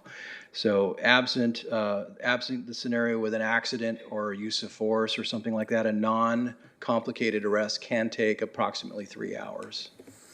Non-complicated arrest with medical issue or without the medical issue? With no medical issue. That's bearing in mind just the transport, the Sure. medical assessment by the county staff, and then the booking paperwork that's Right. proceeded after that. That does not include the pre-booking time that is done at our station Sure. prior to going to county jail. So it's a long time. It used to be about an hour, now it's 3 hours minimum. But I will say that Ventura County is actually relatively better poised than most counties. I have been told Sacramento County is an 8-hour wait. That's crazy. And these are discussions with other police chiefs, but it is a thing that frustrates a lot of police chiefs because it is a lot of officer time processing one person that may or may not be released in a few hours after the booking is completed. Right, maybe there's some sort of conversation we can have with the county for how we can better work together and streamline this, because that 3-hour hole is just. We haven't made any progress with it at this point. And I don't think any other police chief in the state has either. Okay, all right. But I agree, if we can lower that time, that would be awesome. Okay, that's all my comments, thank you. Appreciate it. Yeah, I appreciate it. I'll just close with just thanking the executive leaders from both fire and PD that are here. Thank you for your time, for your presence. It's important. And certainly, I think it's unquestionable how important public safety is for our city to provide a secure environment for members of our community to live, work, and thrive without the fear of harm, crime, or emergencies. So it's absolutely vital we have a secure city to allow for social and economic development to flourish. So I thank you for the great job you both are doing in your departments. Thank you very much. This is only a receive and file item. We don't need a motion or anything else. So with that, I apologize to the other members that are here waiting. We fell a little behind, but with that, I just want to now we're going to call the meeting to order. All right, good evening, everyone. Just want to call the meeting to order for the Oxnard City Council for Tuesday, December 2nd, 2025. Madam Clerk, may we have the roll call and posting of the agenda, please? Councilmember Perallo? Here. Councilwoman Perez? Here. Councilwoman Rodriguez? Present. Councilman Starr? Here. Mayor Pro Tem Teran? Here. Councilwoman Basua? Here. Mayor MacArthur? Here. The agenda for this meeting was posted in the kiosk at City Hall, the Oxnard Public Library, the city administrative offices, and on the city's website on Thursday, November 20th. Thank you. Thank you. And for that, we're going to call the student from Del Sol High School, please to lead us in the Pledge of Allegiance. This is the first time we have Del Sol High School here, given it's the newest high school we have. And this is the first time we have a junior here. So if you can lead us in the pledge, and then we're going to take a moment of silence. I've learned that Kenneth Austin, who was with our IT department, recently passed away. I think he was with our city for just shy of 10 years. So we'll take a moment of silence, and from that, we'll go into your presentation. If I can have everyone rise for the Pledge of Allegiance, please. If you want to lead us. I pledge allegiance to the flag of the United States of America and to the republic for which it stands, one nation, under God, indivisible, with liberty and justice for all.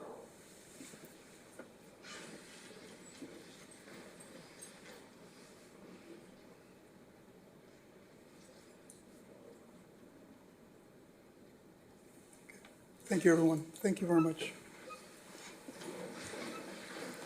Lily, go ahead. Yeah. Good evening, Mayor MacArthur, City Council members, and guests. My name is Lily Strumka, and I'm a junior at Dulcel High School. It is an honor to be here tonight and to share a little bit about my journey and what this community means to me. As a member of the first graduating class, I can truly say that Dulcel has shaped who I am today. When I first arrived as a freshman, I was scared and shy. I didn't know anyone since most of my friends from middle school went to Rio Mesa or Pacifica, so I walked onto campus feeling completely alone. But Dulcel quickly became the place that pushed me to grow. It encouraged me to take risks, try new things, and believe in myself. Our incredible faculty, staff, and administration played a huge role in that growth. From the very beginning, they supported me, challenged me, and helped me build meaningful connections. Looking back, my first season of freshman volleyball became a huge turning point. It showed me that I could challenge myself academically, athletically, and that I should get involved within my school community and creating a brighter future for myself. I am currently serving as the ASB Junior Class President, and it has been one of the most impactful experiences of my time at Dulcel. It has allowed me to represent my peers, contribute to our evolving school culture, and become a more confident leader. Through planning events, organizing activities, and listening to student needs, I've learned how essential communication, collaboration, and teamwork are in creating a strong, supportive campus. My 3 years of service in ASB have also helped shape who I am. ASB taught me the importance of creative problem solving, dedication, and showing up for others. Whether we're planning Spirit Weeks, supporting fundraisers, or establishing new traditions, I'm learning how to build community and helping to create an inclusive environment where students feel connected and valued. As Vice President of the School Site Council, I've had the privilege of helping make decisions that directly impact our school. One of the accomplishments I am most proud of is helping to establish our student care closet, which provides essential items to students who need them. Knowing that our work has made a real difference in students' daily lives is something I will always carry with me. Outside of leadership, competing as a 3-sport varsity athlete has taught me discipline, resilience, and valuable time management skills. Balancing athletics with academics and leadership roles isn't always easy, but it shows me how capable I am and helped me develop confidence, close friendships, and some of my favorite high school memories. I've also had the privilege of serving as the lead anchor for our school's news broadcast, a role that has strengthened my communication and public speaking skills. It allows me to represent our student body in a meaningful way and helps me grow into a more polished and confident communicator. Being a part of Dulcel's first graduating class is something truly special. We don't just attend the school, we help build it. We create traditions, shape the culture, and set a foundation that future students will continue to improve upon. It has been an honor to contribute to the history of our school and to know that the work we've done will have a lasting impact. Looking ahead, I plan to attend a university where I can compete at the collegiate level while studying pharmaceutical science. As a first-generation college student, pursuing higher education means opening doors not only for myself, but for my family as well. My top college choices include the University of Texas at Austin, the University of Hawaii at Manoa, and UCLA. I'm excited for the future, grateful for the opportunities ahead, and deeply thankful for everything Dulcel has helped me become. Thank you. Wow, Jesus.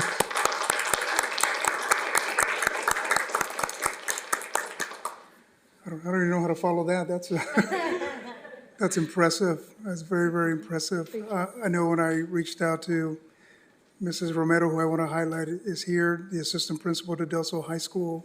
We were talking about students to come here, and you're the first one that came up. I heard you're a superstar, and I can clearly see that. Thank you. You know, I believe things don't happen by accident. They certainly happen because, certainly with, I think your parents are here, right? Yes. Do you want to highlight them? Do you want to point them out? I have my mom here, I have my brother and my dad, and then my ASB director, Mr. Rama.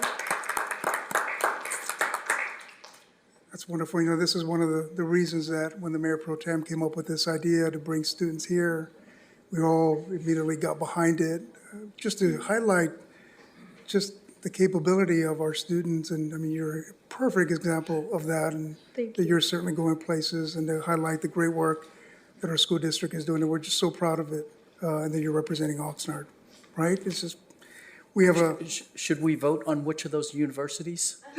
right, yeah. I didn't hear USC in there. No. No, but I heard the Longhorns. Yeah. Go ahead, Mayor Pro Tem. Thank you, and thank you, Lily. Our students never cease to amaze, and I always love hearing your story and what you're doing now and what you're looking to do in the near future. Something that jumped out at me is you are certainly one of the first graduating class from Del Sol High School. And I had the privilege of working at Pacifica when it was a new high school, and I'm dating myself on that, but early in my career. I started working there the second year they were open, and I certainly don't pick favorites, but I will say there's something very special about the first graduating class at a new high school because you get to do what hasn't been done before and really set the stage and the culture for those who come after you.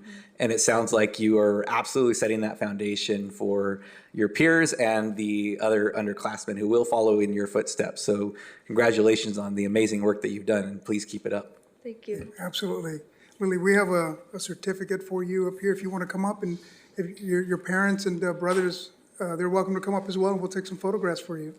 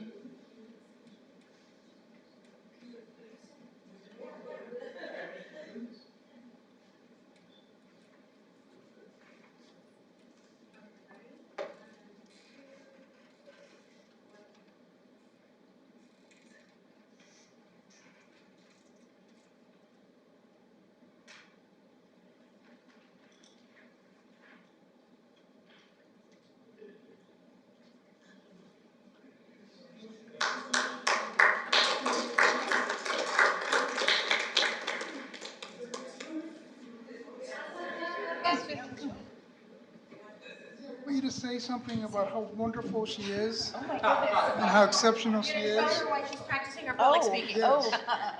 Really? Okay. Okay, sure. Good evening, everyone. I'm Nicole Corona, the ASB director, and I have the privilege of working alongside Lily, and did not know I would be speaking this evening, but just so very proud of all the hard work that she has done to, yes, come over here, Lily. So proud of all the hard work that Lily has done these last 3 years to help lead Del Sol and build the culture of our campus. And as you all have heard, just the amazing things that she has done.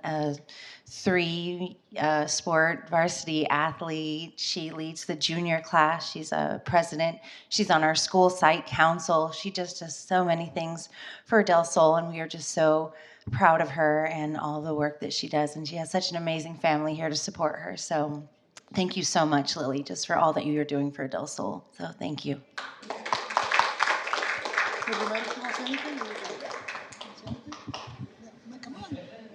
Ditto. No, yes, Lily is amazing. And I just want to point out, too, that her parents are amazing. They're at every event volunteering. They're also on our school site council and everything. I mean, I get special handmade gifts from Mom all the time. Thank you, Mom. She's a really great example for Lily. And I also want to thank the city. We've had a few community events that Mayor MacArthur and some of our council members have shown up to and supported. So thank you to the city of Oxnard for continuing to support Del Sol and our mission that we have for our students there in that community. Thank you. Thank you. Thank you so much. Thank you for coming.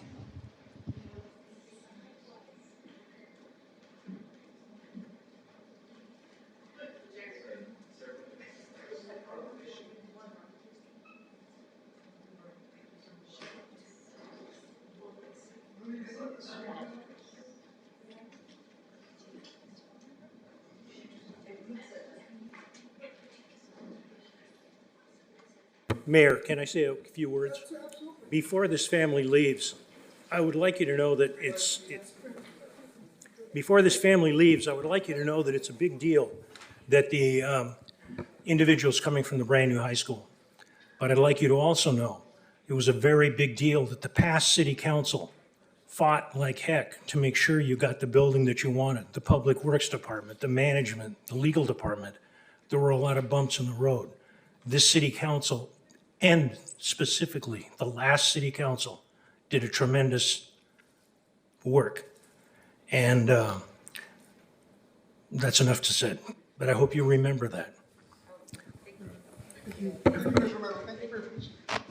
Yep. And we have one ceremonial item, and I'd like to call up Celia Daniels and Elaine Ibarra, please, if you're here in the audience to receive this proclamation. And this proclamation is for AIDS Day, December 1st, 2025.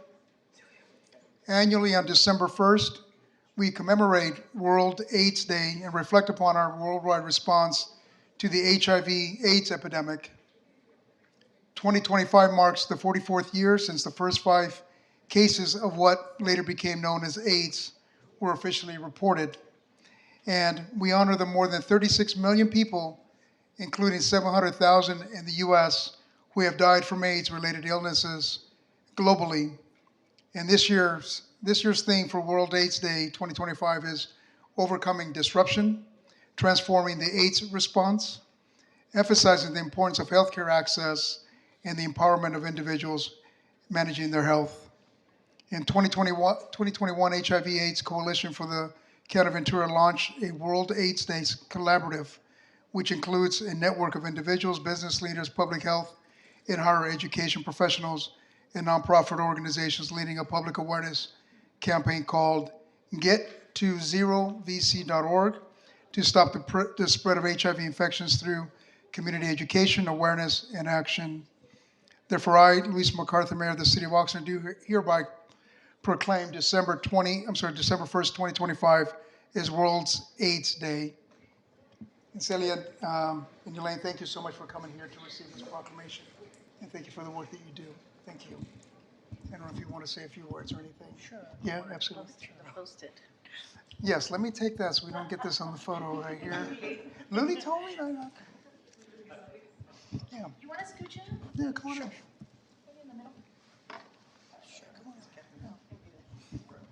We'll take some photos.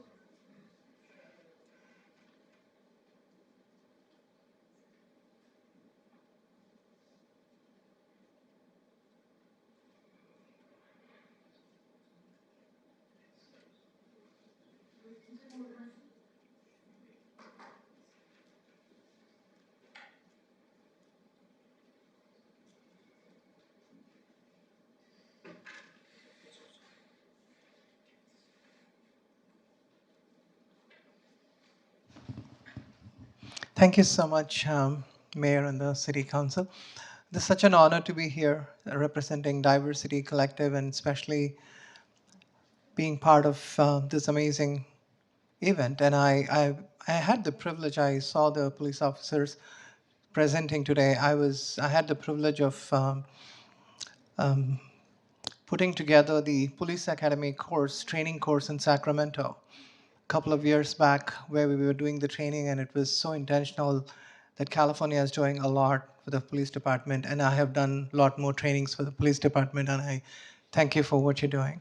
I really appreciate it. So having said that, it's such a joy to be here. Especially I am an immigrant from India. When I grew up in India, everything was very different there. Back then, AIDS, probably a couple of decades back, AIDS was such a shameful thing in the culture that I grew up. And I never knew anything that was going on. And after I came to this country, I never had any contact with anyone who had HIV and AIDS. I'm a trans person, but I've never had any, I never knew anybody. But I came to Ventura County and I met my first friend and my second friend. And now I have a lot of friends who are part of the community. I heard their stories, including the pro temp Doug Halter from Ventura. There are a lot of stories that I heard about people and the humanity that they struggled with.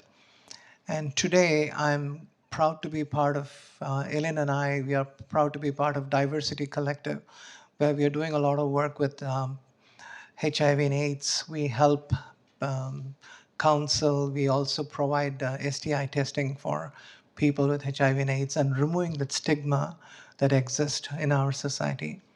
And it's so important to focus on the humanity of what we are. And that's what matters to us today. And thank you so much for giving us this platform to talk about it.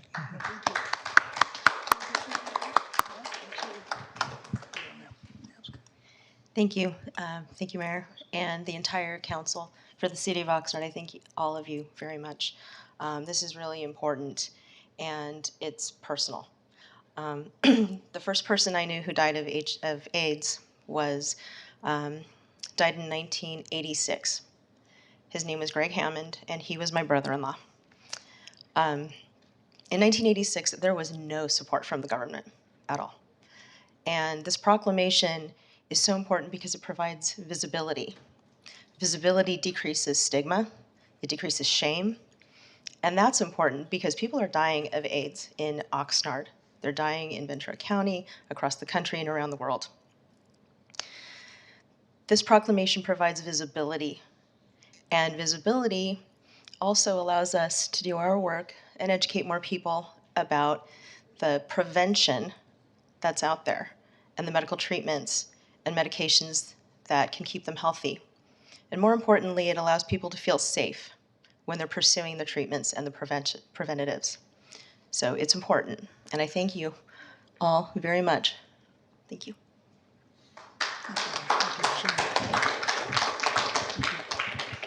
Thank you so much for sharing that personal account, and thank you for your kind words up here. Thank you.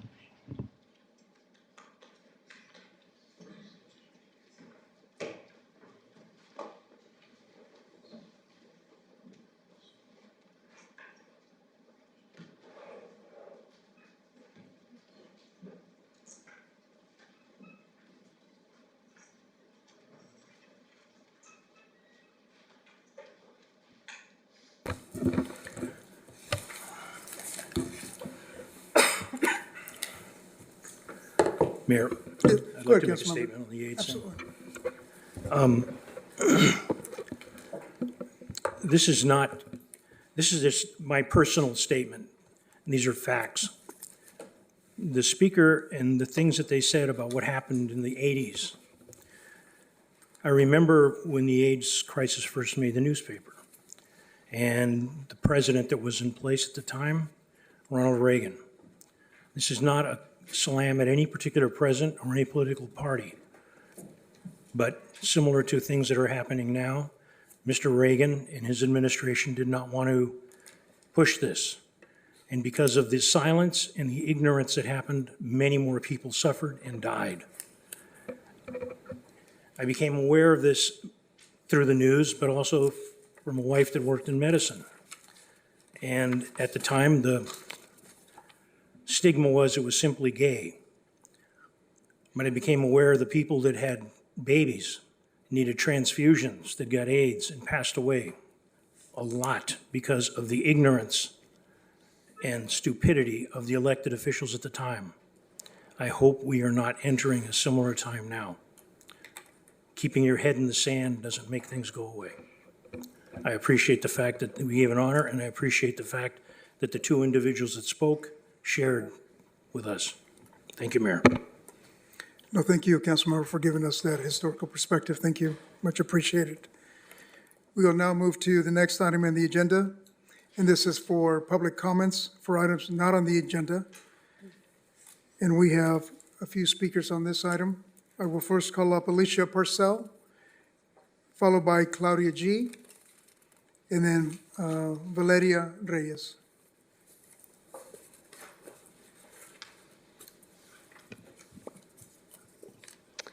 At the November 18th council meeting during the item for the Genown agreement, because the city manager was sensing some public opposition to the deal, he pretty intentionally violated Measure M by proceeding to give a 45-minute live presentation in addition to the pre-recorded 24-minute presentation when council member objected to this, Mr. Rozell, who had clearly been expecting an objection, he came prepared to respond. So he read a sentence from the court ruling in which the Court of Appeal upheld the validity of Measure M, and he gave a citation knowing that it would sound authoritative to you. What he didn't tell you is that he was reading dicta, which is comments or statements that don't have binding legal authority. The holding of a court case is binding on the parties, but that's not every word in the opinion. So what was the holding of the case? Well, it was generally just that Measure M is legislative in nature as opposed to administrative, and thus it was valid. That's the holding.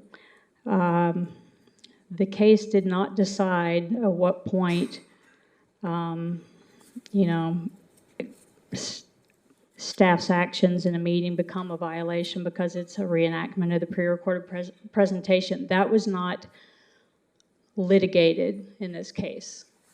I don't know why the court threw that sentence into the opinion because, like I said, that issue wasn't litigated. And even the city's own briefs argued its own understanding that Measure M would not allow what the city manager did with that presentation. The sentence is not part of the holding. You shouldn't rely on it to believe that you can just continue to undermine the core purpose of Measure M. Once the council got to item M2, later in the meeting, several people who had signed up to make comments were no longer here. They lost their chance to make public comments because the meeting ran late and they had to go home. And that's one of the very things that Measure M was designed to avoid. So we're getting back into the same problem that existed before. So, if the city just forges ahead relying on an argument from dicta, it's likely going to find itself again in litigation, which is, not great for any of us. Circumstances are much more uncomfortable when you're under court order for failure to comply. But, sadly, it seems that's the only thing that gets the attention of your administrative staff. So hopefully we won't have to go there, but I just wanted to make the point about what the holding was or wasn't. Thank you. Thank you, Alicia. Claudia G? Mayor, Yes. may I ask a question of Yes, you? Councilor. If a name is called, and they are not here, does that mean they lost their opportunity to speak, or they gave up their opportunity to speak because they left? How would your interpretation be of that? Mine is they gave up their opportunity to speak by leaving. Nobody took it away from them. Yeah. That would Do be, you have an opinion on that? well, yeah, my own opinion is, So we can't enter into a discussion. You can have a request for a clarifying question. That's kind of going into the issue rather than asking for clarity. Okay, thank you, Mayor. I appreciate Thank you, that. City Attorney. Thank you. Appreciate that, City Attorney. We'll move to Claudia G. And Claudia, you'll be followed by Valeria Reyes. Good evening. So my name is Claudia, and I'm a volunteer with 805 and DocuFund, and I just wanted to share some numbers for the month of November. As of November 14th, Ventura County has been the hardest hit county in our region with 640 kidnappings. Oxnard continues to be the #1 targeted city in the county. Over 40 people were taken in a single day on June 10th, and over 300 people were taken during the Glasshouse Farm raids on July 10th. For November, these are the dates we have recorded that someone was taken. Tuesday, November 4th, a minimum of 4 people. Tuesday, November 11th, 1 person. Thursday, November 13th, 1 person. Sunday, November 16th, 1 person. Monday, November 17th, 3 people. Thursday, November 20th, 1 person. Saturday, November 22nd, 1 person. And then remember, these are the minimum documentation of cases that occurred. These are reported cases of those who have had someone reach out to support finding their loved ones, support paying immediate needs, and support with basic needs. Over 50% of the Emergency Assistance Fund has gone to families in the city of Oxnard. Some cases are probably not reported. There are cases that our volunteers weren't able to get to fast enough. And we thank you for voting yes on M2, but know that we'll continue to be here to ask for help because this isn't just a one and done deal. We have the privilege of going home to our families, but every date on that list represents a day when someone else couldn't. Thank you. Thank you, Clara G. Valeria Reyes, and then Valeria, you'll be followed by Marlene R., and then Victor Solis. Good evening, City Council members. My name is Valeria, and I am a resident of Oxnard in District 4. I'm a youth fellow with Buen Vecino, a nonprofit that works along the Central Coast for social, economic, immigrant, and racial justice. I would like to thank the Oxnard City Council members for passing Measure M last month. I encourage the City Council to allocate this funding as soon as possible to hire an additional public defenders for immigration defense. Measure M is important to me and other Oxnard residents because it will help keep our communities intact. Since studies show that over 75% of undocumented immigrants have been living here for over 10 years. Additionally, I would like Oxnard City Council members to conduct Know Your Rights trainings in multiple languages so all the residents know their constitutional rights and stay safe during immigration raids. Thank you again for passing Measure M, and thank you for your time. Thank you, Valeria. Marlene?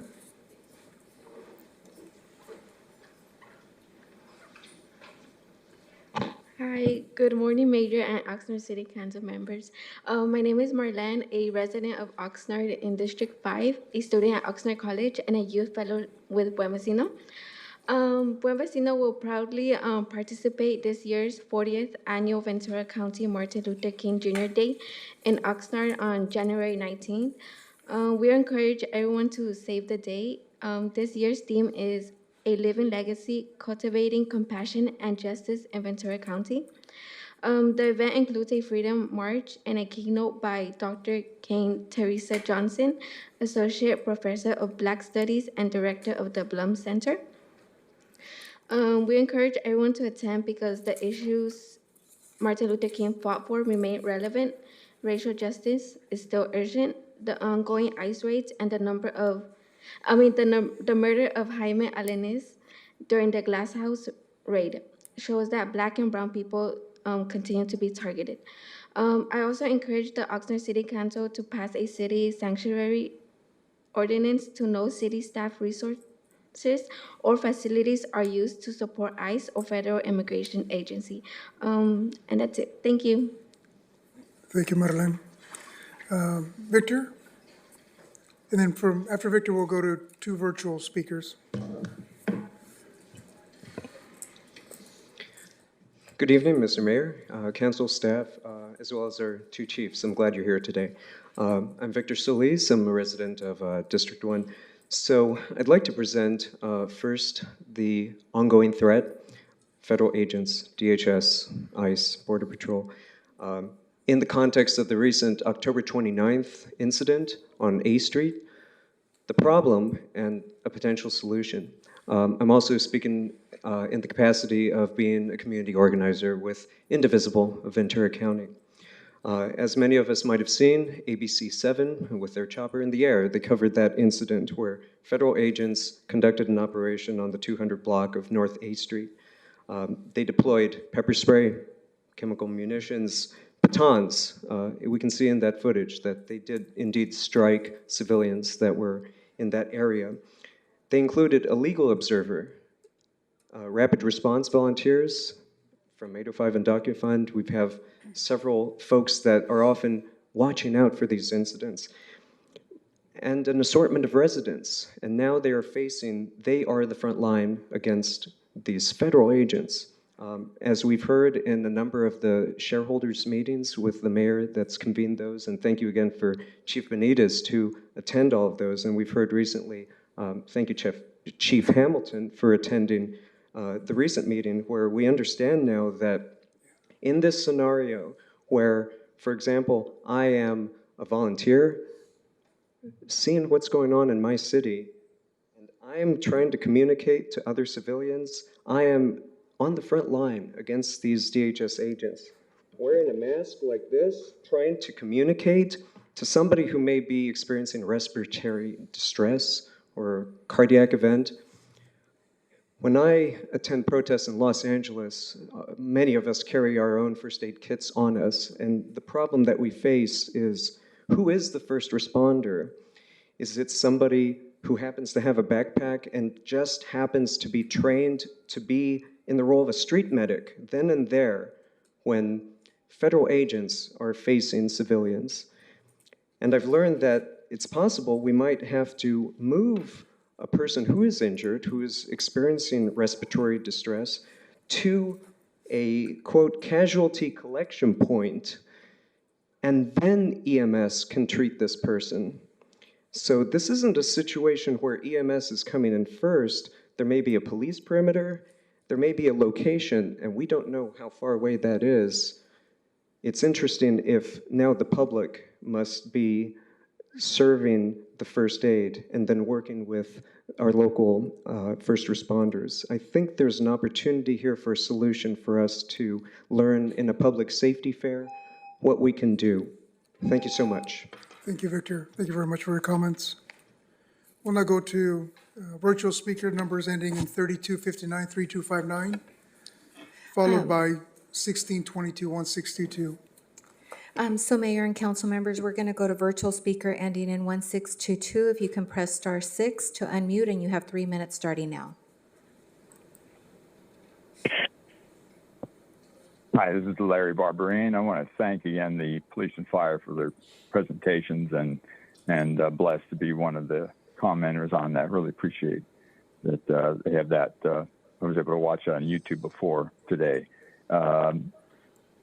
Happy Jesus birthday, happy Christmas, Feliz Navidad, and Buon Natale to everybody coming up, and happy Hanukkah to our Jewish friends starting on I believe it's the 14th.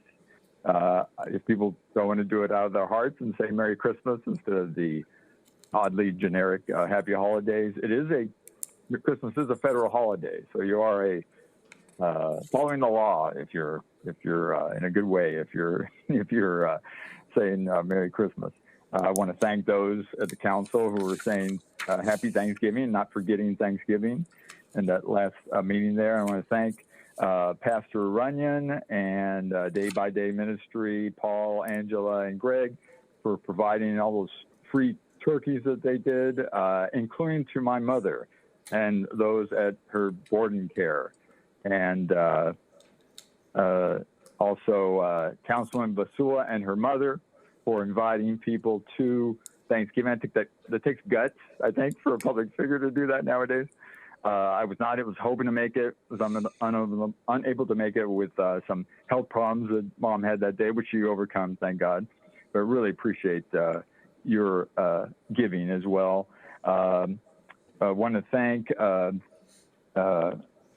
former President George W. Bush and the Congress at the time, 20 plus years ago, for starting the fight against HIV/AIDS. And according to the website, which you can read an article today on bushcenter.org, it has saved with our tax dollars that President Bush led the fight on to spend on saving over 26 million people from AIDS and dying of AIDS, and nearly 8 million kids were born HIV-free worldwide. And now they're transitioning this President's Congress too. Nowadays, they're trying to transition it to local funding from the countries that are most in need. I mean, ours was nothing compared to what was going on in Africa. It was just decimating people. So thank God for those strides, and more to come. They're trying to eradicate HIV/AIDS by 2030. And lastly, depending on how much time I have, I want to ask for a little perspective on the other side of things, like with the ICE situation. There's apparently more than 1,000 crimes are being investigated against ICE. We saw in Camarillo there the instigation, including a shot against ICE. And if they transgress, they need to be looked at too, ICE. But generally they're trying to follow the law. Sir, thank you for your call. Your time is up. Thank you. Thank you for coming in. Thank you much. Yep. Is the other person back online? Mayor, we're going to go to virtual caller ending in 8771. You please press star 6 to unmute, and you have 3 minutes starting now.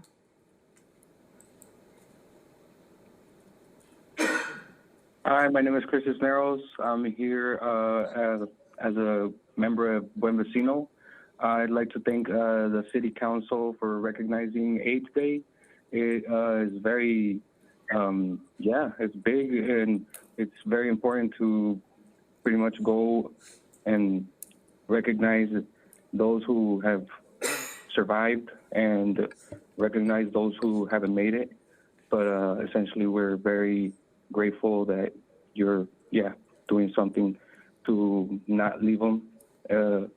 And also, I'd like to just remind the City Council that there's a lot that can be done just to remember that you guys have a very big power and just influence that is being pretty much taken from just the federal government by just allowing them. And I know that it'd be something that is hard to kind of take care of, but it'd be something that can be passed on to just kind of like up the ladder. And it'd be, don't let them take and for a couple dollars for false promises, because it'd be going down just the unconstitutional road.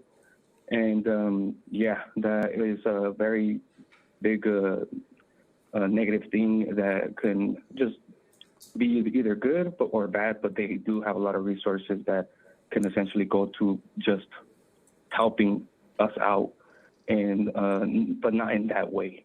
And the responsibility is being taken by the people that are responsible for criminals, and just because one is undocumented, they're still criminals and can be handled just as criminals. And it'd be just making the other ones who are non-citizens who can essentially be a citizen just be not treated well and a wrong place and wrong time. But I thank y'all either way for everything you've done and everything you've provided and everything you've recognized. Thank you. I appreciate your time. Thanks for calling in. Thank you. Madam Clerk, does that conclude virtual callers? Yes, Mayor, that concludes. Virtual caller 32 ending in 3259 is no longer joining us, so that actually concludes our speakers. Thank you. Okay. Thank you. We will next move to item H. This is the report from our city manager, Mr. Nguyen. Thank you. All right, this is going to take some time. Diego, can you bring up the slides? Okay, so guess what? It's that time of year again. The Oxnard Tamale Festival is upon us. It is this Saturday, and most importantly, it is free and open to the community, to the public. It will begin at 9 a.m. and run all the way pretty much until sunset, till 6 p.m. So it's right here downtown at Plaza Park. This happens to be the 18th annual Tamale Festival. So my guess is there'll be quite an assortment of tamales there for people to enjoy. So that's this Saturday. Now, this is a city event, and you can see we have a slew of sponsors across the bottom banner here that help to make this possible. But there are also other events happening. I know there's Christmas parade, also Saturday morning. There's a slew of toy drives and all kinds of other events, large and small. And then the following Saturday, I believe, is, while it's not a city event, it's pretty well known, the Santa to the Sea, what is it, a 5K and a mini marathon.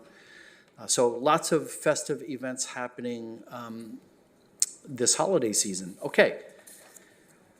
Next, this is hot off the press. I just received this today. I assume it's taken some time for Santa to settle the labor agreement with the elves. But the Santa float is going to be upon us again this year between December 10 and December 19. It will happen in the late afternoon from 4:30 p.m. to 8:30 p.m. in these various neighborhoods all throughout the city. I'm not going to read all the specific locations, but you can see on the screen here, this information is available on the website. And more importantly, for all the hip young people, you can get the information on the social media channels, and the handle is at Oxnard Rec.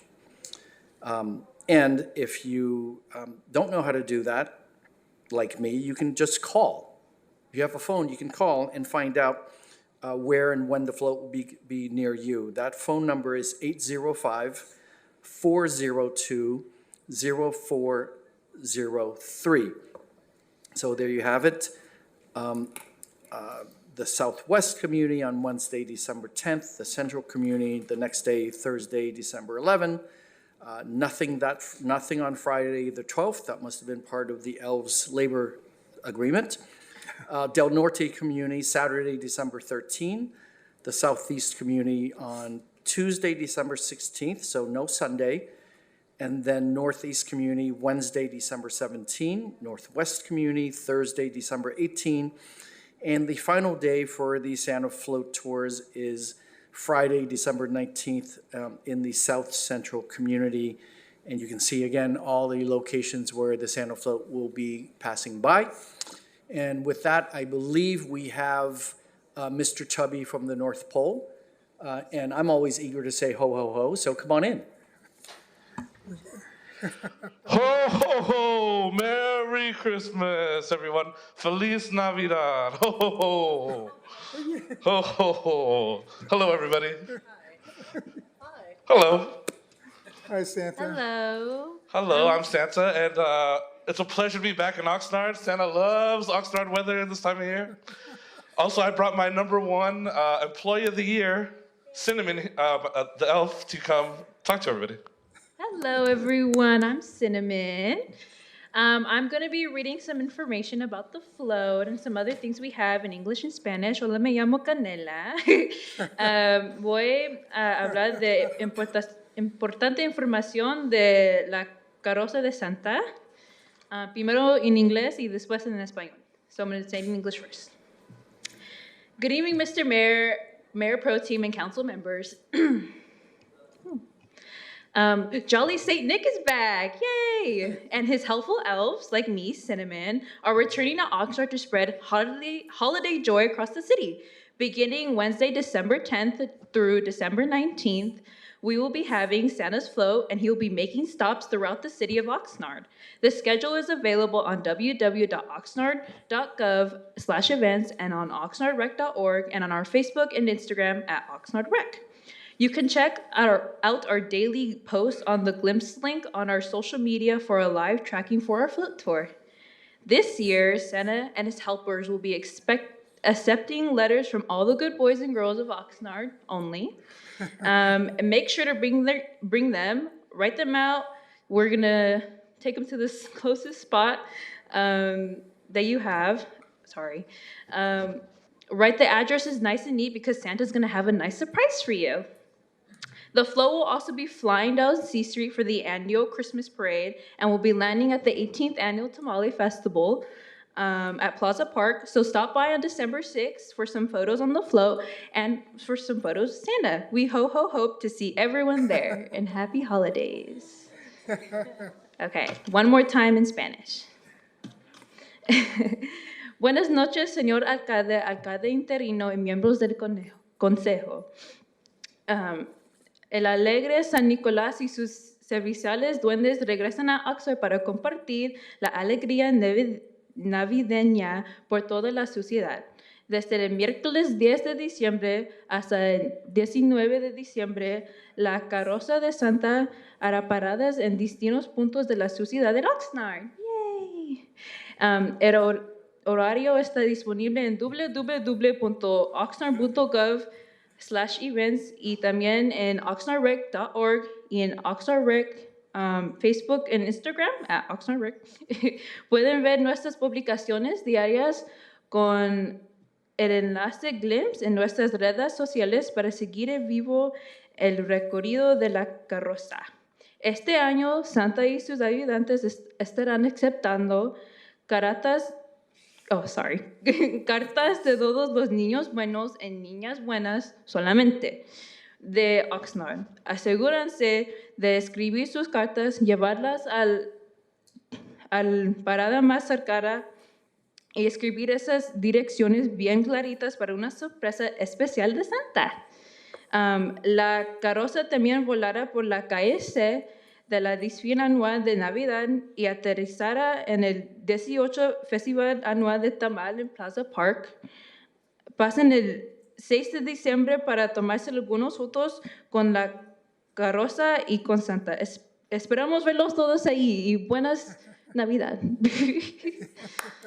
Y tenemos volantes aquí. We have some flyers in English and Spanish, en español y inglés de Corazo, sorry. And aquí están. So if you want any, we have some. So that's it. Thank you. Thank you, Canela. Thank you very much. Santa, thank you for being here. Thank you. I appreciate it. Absolutely. Appreciate it. Santa's looking forward to being at the tree lighting ceremony on Thursday at Plaza Park. That's right. Also, the Tamale Festival on Saturday. Santa will be very busy cruising around Oxnard on the float. And it's Santa's favorite time of year to come back to Oxnard. And please, everybody, don't forget Santa loves 2% milk on Christmas Eve. And last year when I was here with the council, I mentioned chocolate chip, but walnut cookies will be fine this year. All right, thank you. Appreciate everybody. Ho, ho, ho! Merry Christmas. See everybody soon. If you'd like a photo on his lap, you can have one right now. Thank you, Santa, and Canela, thank you for dropping in. What a pleasant surprise. Mr. Winter, does that wrap up your report? Okay. We'll next move to item H on the agenda. This is the City Council reports. Is it okay, Councilwoman, to start with you? Yeah. Thank you. I first wanted to thank Kathleen and her team. I was able to provide some introductory remarks and also join the community regarding the South Oxnard Connect project that's coming to the area. It was really just a good opportunity to get input, feedback, recommendations from the community on that project. But for those of you that couldn't make it and you'd like to stay connected or just request more information about the project, you can contact South Oxnard Connect at oxnard.org. In light of a lot of the holiday spirits that are coming up, I also wanted to thank all of the partners who supported the turkey distribution at Southwinds, including the Southwinds Neighborhood Council, the Port of Hueneme, In Lakesh, IBEW, the Oxnard High School flag football team, and everyone who helped make that event possible. This Thursday, December 4th at 6 p.m., Southwinds Neighborhood Council will be holding a meeting. And the last thing I wanted to include was to add on the agenda to direct staff to bring back a resolution to oppose new offshore and gas leasing off the Central Coast. And that is my report. Thank you, Councilwoman. Councilmember? Thank you, Mary. Mayor, first, I'd like to say hello to Bill, Terry, and Gloria Ramon. It's great to see you. Thank you for coming and sitting in the front row. And I remember for years that was your guys' place. Thank you. Earlier, the high school student and I made a comment with respect to the city helping them. The one department that was very instrumental that I omitted, my fault, was development and planning. They were instrumental, along with city management, the city attorney's office, and public works. We had a moment of silence tonight, and well-deserved for the individual. But ladies and gentlemen, the gun violence in this country, in this nation, this world is out of sight. 4 kids killed in Stockton. I don't know what more we want, but it's going to be You know, those people up there are gonna have funerals, elected officials are gonna make statements, they're gonna get their pictures in the paper, and when it happens here, we do the same thing here. I don't know what the fix is, but when the police department's telling you the numbers about the guns taken off, it's a big deal. You have no idea what that police officer is gonna walk into. You have no idea what you're gonna get when you walk outside and somebody's coming towards you. I don't know how we fix it. I don't have a solution, but please don't forget, there's a tremendous issue in this country. Thank you. Thank you, Councilmember. Mayor Pro Tem? Thank you, Mayor. Just a couple quick things here. First, this Thursday, December 4th at 6:30 p.m., Orchard Park Neighborhood Council will be meeting at Sierra Linda School. And they have on their agenda to hear from our Assistant Public Works Director, Mr. Howlett, about Orchard Park, the park. And so if you live in that neighborhood or you frequent that neighborhood and that park, it is a public meeting. Folks are welcome to come and be able to hear the information and provide some input as well. And I will also want to thank Mr. Terry and his guest for coming out as well. I see Councilor Pearl is out there. I know in Parks and Rec, when I was on the commission, he was a regular voice on all things from his area of town. And so thank you for all of his dedication. The last thing I'm going to say, just regarding a statement that came earlier during the presentation, or regarding the presentations for public safety. And there was a statement regarding substance use, specifically fentanyl, methamphetamine being brought over the border from Mexico or from Central America into the United States. We could certainly have a conversation about supply and demand and the economics around that. And if there was no demand, the supply certainly wouldn't be able to follow, but that's not where we are. But I want to point out also that the assumptions around customs and ICE actions through DHS and that impacting the transportation of fentanyl and methamphetamine over the southern border. I look at DHS's own statistics showing that the majority of people who've been taken by their actions, their federal actions, have no criminal record. Or the criminal record they have is things like traffic citations or other vehicle code violations, minor infractions that many people in this room right now might have themselves.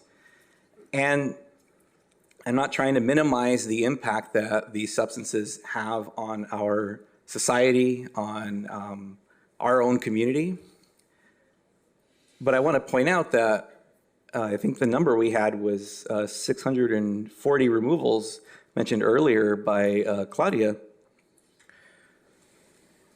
If those folks were the ones bringing the drugs over the border, wouldn't we have a proportional decrease in overdoses? I don't see that. And before anyone tries to take credit for it, I want to point out that public health efforts, education, and harm reduction through wide availability and education around naloxone, that's decreased the number of overdoses. And that predates the current administration and goes back a number of years, even prior to the previous administration. These are things that actual experts in the field have been working on to save lives. And I hope no politicians or parties from either side of the aisle try and take credit for that. But to insinuate that the folks who are being targeted, who are putting food on our tables and working in our communities to get by, are somehow directly linked to the epidemic that we have around these substances, missed the mark on that. I'm sorry. So anyhow, remember when ICE was originally going to target criminals? Whatever happened to that, right? But here we are. Anyhow, I appreciate the extra time on that, Mayor. I just felt that that needed to be stated just so we have some open conversation about it. Thank you. Appreciate your insight, Mayor Pro Tem. Thank you. Councilwoman Basul? I don't have any updates. Thank you. Thank you, Councilwoman. Councilmember Starr? Yeah, I'll be brief. I just want to give a shout out to the Pacific High School football team that had a wonderful game last Friday. Congratulations to Mike Moon, the coach, and all the players. Pacifica beat Palos Verdes by 20-10. It makes that football team only the second public school in our county history to win back-to-back CIF SS titles, and I guess they now advance to the CIF state play. Yeah. I believe the state finals will be completed before the next meeting. Whether or not the team becomes state champion, I believe it would be a wonderful gesture for Mayor MacArthur to officially recognize the team for its amazing achievements. So I'm hoping that I know it's short notice, but I'm hoping that staff can put together something where we can just honor the coach and the whole team for their remarkable achievement. And that's all I have. Absolutely. Thank you, Councilmember. Councilwoman? Yes, hi. We had a very busy Thanksgiving break or lack of break. Very exciting. I know that we fed over 365 individuals at Casa Lopez the Tuesday before Thanksgiving, a warm meal for open to the community. And that's 365-ish plus 125 volunteers. So probably over 500 folks that came. So thank you, Mayor MacArthur, for swinging by and helping, rolling up your sleeves. I did see you working hard. Cleaning dishes. And that same day, we also kicked off a toy drive with I'm a Kid Who Can. So I've been volunteering for both of these efforts for many seasons now. I think this is 14, 15. And that's always the Tuesday before Thanksgiving. So that distribution will be on the 23rd, the day before Christmas Eve. I'm having office hours. I'm going to see if I could reschedule my office hours from this Saturday to Sunday because we do have the parade, the festival, and the tamales.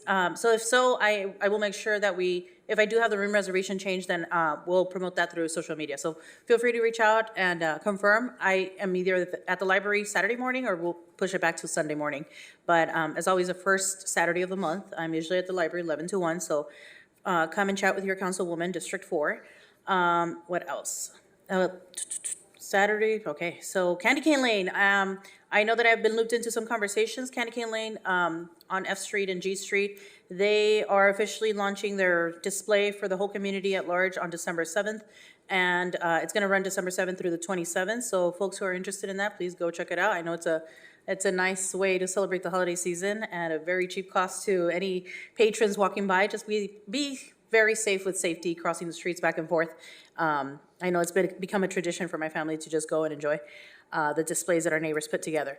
Last but not least, I did get approached by Roxanne Trujillo. She's part of the Open Doors studio, and I know that they've been doing art classes for folks with special needs and different abilities. So I know as part of our arts tour, we walk through a lot of the good work that they do, and they have a tiny space. So I'm hoping that staff can follow up with a conversation that I flagged for the city manager. I know that she is asking if she can use two of the boardrooms that we have at the Carnegie Museum in the bottom. So I know Carnegie is sensitive because I heard a lot about it in the campaign trail. But if we could have staff just follow up with her and just see, she is not in a position to launch something huge. She just wants additional space if possible, and she's right next door. So I did say that I would bring it up and see what we can do to come and bring some life back into that space if possible. All right, those are my reports. Appreciate it, Councilwoman. And I'll just conclude with essentially just piggybacking off of what Councilwoman Rodriguez said. We had a very busy, many of us here engaging with community for their Thanksgiving events, including with Casa Lopez that served just shy of 400 meals. So we were both there, not only donating with money, but time and service. But then I also was present at the Marriage Star of the Sea with the Knights of Columbus down there with, I think it's 12805. And they prepared a lot of meals for our homeless population.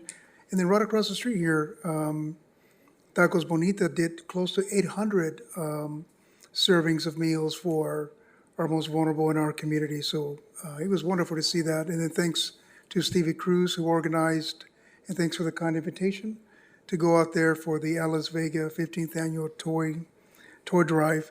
You know, one of the things I just want to highlight, and I posted this on social media, the enduring commitment of parents. I saw a gentleman who I recognized from my time in policing, who was in and out of homeless shelters, but ran into him as he formed the line to get a meal at Casa Lopez, and I knew he had 5 kids, and asking about how his kids are doing. Just the enduring commitment of these parents to see their kids thrive. So he shared with me that his son, Luis Perez, who's about 26 years old, is now a PhD candidate at Cornell University.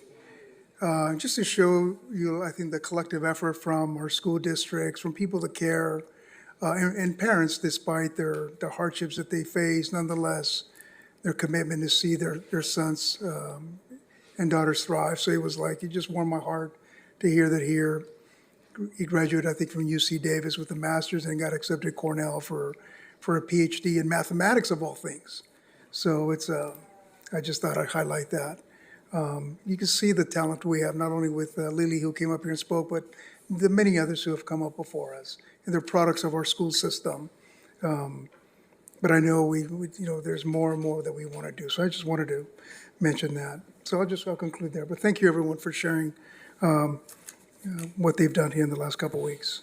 So we will now move to the next item on the agenda. This is from our city clerk. This is an appointment of a member to serve on the city's Community Relations Commission. And the recommendation is that the mayor, with the concurrence of the city council, make the following appointment to the Community Relations Commission. And it's Ms. Renee Camper Stewart, being recommended by District 4. This item did not originate in committee. Any council members have any questions at this time on this appointment? Yeah? No? Oh, I have a comment. Go ahead. I met with Renee, and she seems very enthusiastic about just serving our community. I know she was in the Homeless Commission, and there hasn't been too much activity in that commission, and she really just wants to put her time, talent, and energy into something productive. So she was interested and had approached me. We had coffee, and she seems like an excellent candidate who's born and raised here. So I really appreciate her enthusiasm, and I just want to put good people to work as volunteers. Thank you, Councilwoman. Is there any public speakers on this appointment, Madam Clerk? Mayor and council members, we do not have any public speakers for this appointment item. Thank you. So Mayor, procedurally at this point, I think actually you're the one that makes the motion because you're actually doing the appointment, and then some of us can second and then vote on it. I appreciate that. Thank you. I make the motion to appoint Mrs. Camper to the Community Relations Commission. Is there a second? I'll second. Wonderful. Madam Clerk, I call for the vote. Councilwoman Perez? Yes. Councilwoman Rodriguez? Yes. Councilman Starr? Yes. Councilwoman Basua? Mayor Pro Tem Teran? Yes. Councilmember Perallo? Mayor MacArthur? Yes. And this motion carries 7-0. Thank you. Thank you. Thank you again, Councilmember Starr. And Councilwoman for the appointment. Thank you. We'll next move to the review of the info consent agenda. Do any council members have any consent items they'd wish to discuss? Yes, Mayor Pro Tem. Mayor, I don't have one that I'm going to pull for discussion, but I just want to call to attention item L3, the agreement for closest resource automatic aid between Oxnard Fire, City of Ventura Fire, and the Ventura County Fire Protection District. In looking at this item, the Ventura County Fire Protection District is a separate legal entity from the County of Ventura, and as you all know, I have recused myself from votes that have to do with the county. But also in my FEPC guidance has to do with even appearances of a remote interest. And in this one, because I couldn't find some information that satisfied me to show a completely separate financial relationship between the county and the protection district, I'm just out of an abundance of caution going to recuse myself from item 3. Thank you, Mayor Pro Tem. Any other, yes, Councilmember Starr? Sure, I'd like to have L3, L5, L6, and L7.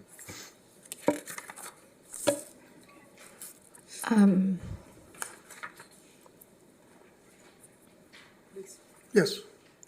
I'm sorry, Mayor and council members. I'm requesting that item L1, the minutes for the November 18th City Council meeting be removed from the agenda. They will be rescheduled for the December 16th meeting. Thank you.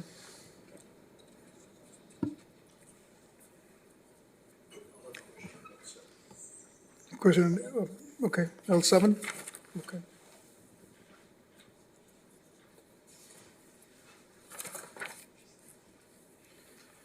So that really only leaves 2 and 4. Right, and 4 requires no action. So basically, we could have a So vote on we 2. need to take public comment first, too. Thank you. Before you launch into the consent agenda discussion or any motions to do anything. I appreciate that. Thank you, City Attorney. And Mayor and council members, we do not have any public speakers for the information and consent agenda in person and virtually. Thank you. Thank you. And thank you, Councilmember Starr. L4 is only a receive and file item. Is there a motion to? To approve L2. L2? Yes. I'll move. Is there a second? I'll second.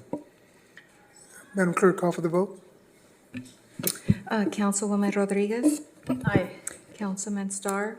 Yes. Councilwoman Basua? Mayor Pro Tem Teran? Yes. Councilmember Perallo? Yes. Councilwoman Bettis? Yes. Mayor MacArthur? Yes. And this motion for L2 carries 7-0. Thank you. Thank you. We will move to item L3.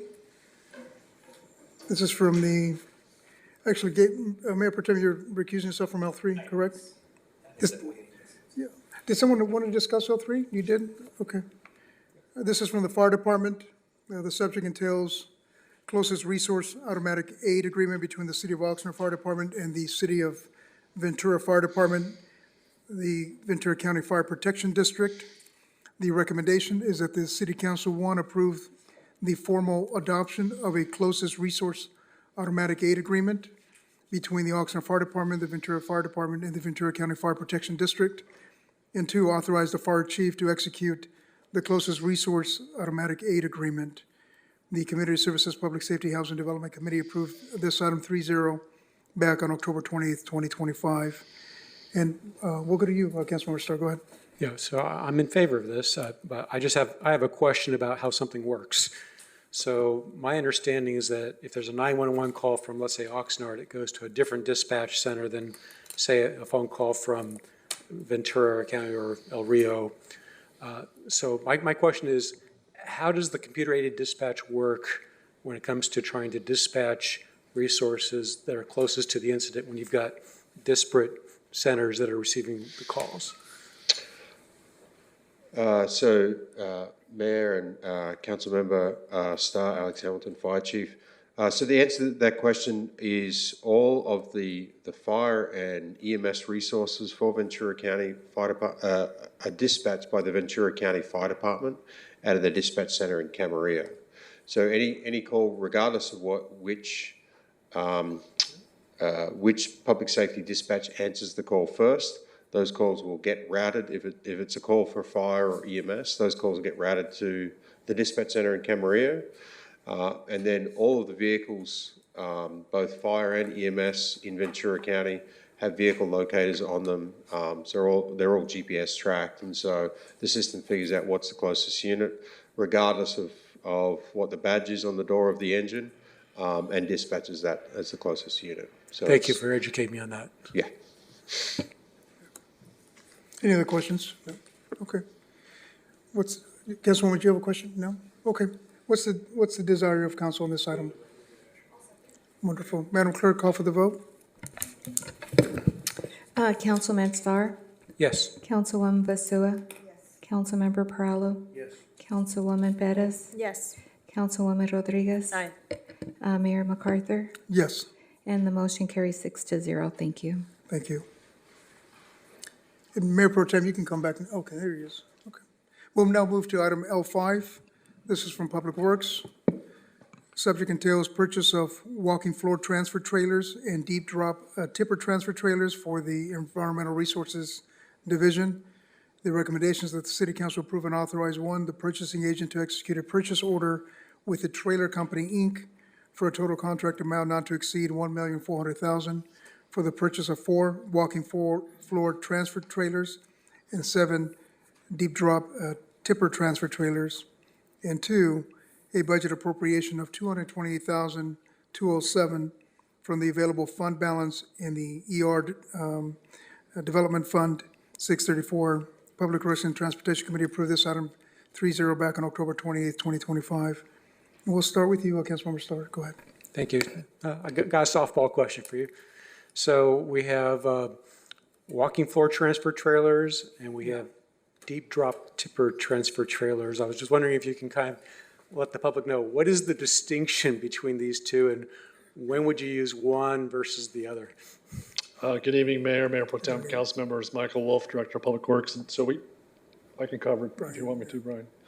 So we like these fancy names, right? So the walking floor trailers, typically we use those for like green waste.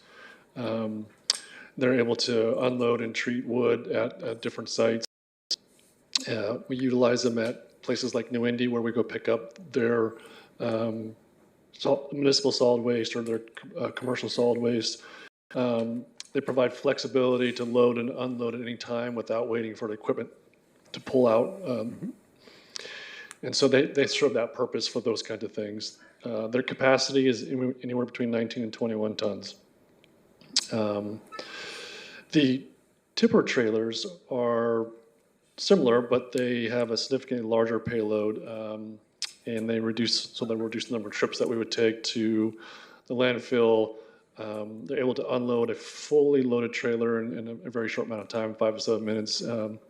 The minimum manual handling during the unloading process once positioned in the tipper floor. So it has the ability to do that without any external pieces of equipment as well. We mostly do this for dense and heavy materials that benefit from a single controlled dump rather than maybe when we're hauling and putting in the green waste, things like that. So they have little different needs, little different ways to be loaded and unloaded, and different abilities to take certain types of loads or weights, if you will, of loads. So they have a little bit of different need.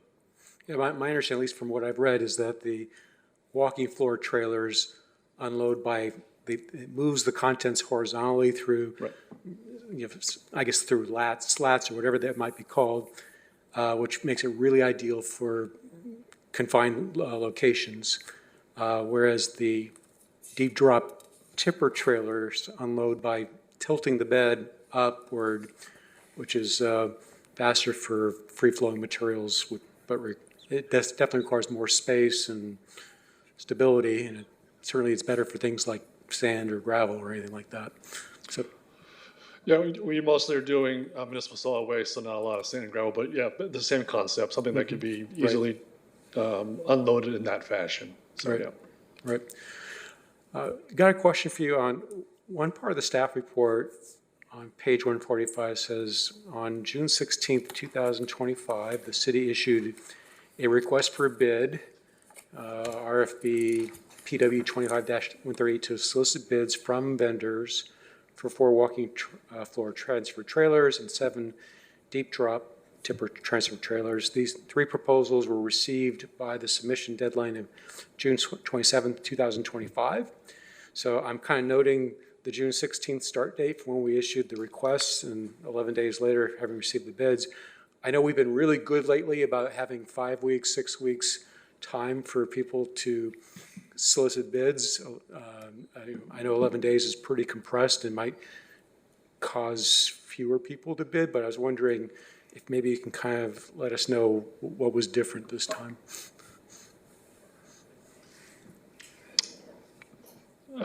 Well, before when Brian comes up, Brian Yance will come up and answer that question, but I will note that we did get 3 bids. That's great. And so the amount of time, I don't think, precluded anybody from bidding. These are pretty set processes. It's not like they have to go out and do research about what kind of workforce do we need to have. So it's not a capital project. This is pulled off the shelf.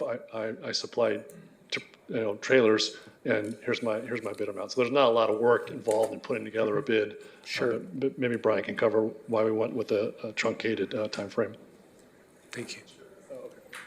There you go. So that was the answer. Because there's really not a lot that needs to go into putting together the bid, right? So it just wasn't necessary. It wasn't like a complex project. Yeah. So you'll see later on tonight when we have a very complex capital project. That's when we start putting in a lot more time for folks to assemble their team, get subcontractor bids, things like that. So this is really just pull off the shelf, submit it as part of the proposal. Okay, thank you. That's my question. Thanks, Director Wolf. Thank you. Yes, go ahead, Councilmember.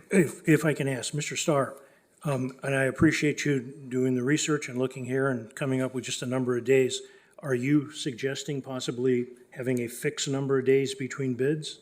Or is there an implication that you think something could have been improper in this manner? I'm just saying that it was out of the ordinary for us. I mean, lately, we've been really good about doing 5 to 6 weeks. It was a criticism I had early, when I first got elected, that I thought there wasn't enough time, because there was like, sometimes it was 2 weeks, 3 weeks. I think the minimum requirement for certain types of projects was 2 weeks, is what I recall hearing it from staff. But I thought that it's been a big improvement since then, having now 5 weeks to 6 weeks typically. I was just kind of really curious what happened here, because Do you suggest possibly firming up and making a set number of days or weeks between? I'm not prepared yet to make a proposal. Okay. Mostly I was just trying to understand what was different this time, and you know, that's mostly it. Thank you for sharing that with me. Thank you, Councilmember. What's the desire on council on this item? I move the recommended action.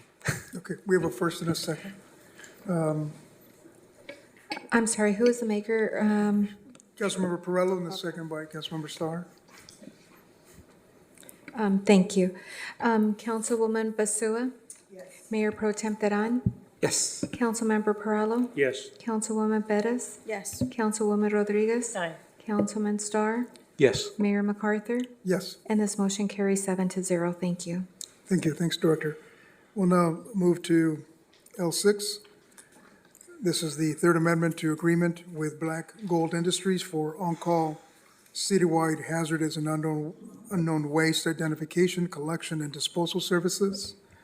The recommended action is that the City Council approve and authorize the mayor to execute a third amendment with Black Gold Industries, increasing the amount to $420,000 for a new total amount of the contract value of $920,000 for known and unknown hazardous waste identification, collection, and disposal services. Just as a reminder, this did not originate in committee, since this is a continuation of a previous item approved by City Council back on October 17th, 2023. We will start with you, Councilmember Starr, if that's okay. Thank you. So originally, the previous council approved $500,000 for this agreement, which I assume was for the entire 3-year period. And now we're seeking this $420,000 increase to wrap up this 3-year period. I do recognize that at the time of the second amendment that there was, the price was increased by 6% across the board. But I just wanted to be sure that, would it be fair for me to conclude that the increase in the contract amount is more a function of increased activity rather than an increase in the price of the service? Yeah, that's correct. The staff report kind of goes into that a little bit about the significant amount of illegal dumping that's been occurring specifically for hazardous waste that just wasn't anticipated. These aren't things that we can anticipate.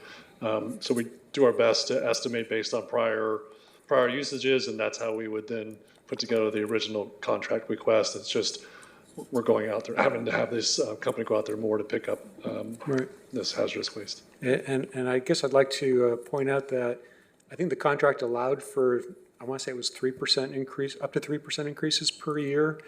I saw one increase for 6%. I wanted to note that, unless I missed it, I didn't see any increase for this third extension. So I don't know what you guys did to avoid that, but good, I guess you arm wrestled them for it. But thank you for that. I just wanted to make a note of that. Yes, go ahead, Mayor Pro Tem. Thank you, Mr. Wolf, and I see Mr. Yanez is here as well. I know that in instances where I'll do a 311 report on illegal dumping in an alley, for example, there may be an assortment of items, furniture and other bulky items, but sometimes there will be used motor oil left in a milk jug or in an oil jug container, or antifreeze along those lines. And I've noticed that our staff will pick up the bulky items, but then those items, those hazardous items, are left to Black Gold. And so just so it's clear for me and for the public, that's one of the functions of this contract, correct, when we have hazardous materials like that need to be picked up? Correct, and we're hoping that it's oil. That's the only thing that's really left in there. Because there's other things, unfortunately, that get left out. But that's the functionality of this contract. the amount, the type of training, the type of equipment, the type of manifesting, the handling of these kinds of materials is well regulated. And so we have these contractors that do that. The other things that you mentioned, let's just pick on like a couch or a refrigerator. Those are things that can get handled at our MRF, right? The hazardous material component cannot. And so we go through this process with a third party for that. Thank you. And just as a follow-up to that, just so the public knows, if they have used motor oil or any of the things listed here, oils, oil filters, solvents, antifreeze, are there other consumer-facing resources for them to send these items to that are at no cost to the consumer? Yeah, so Brian can cover the specifics where we can deliver that. There's some of them can be delivered at our the buyback center. Some of it has to go to our third party in Camarillo, I think it is. So, but Brian can mention those things. Brian Yanes, Assistant Public Works Director. Mayor Pro Tem, great question. I could do a little bit of outreach here. Yes, we accept household hazardous waste at the Del Norte site. It's open Tuesday through Saturday, 9 a.m. to 3 p.m.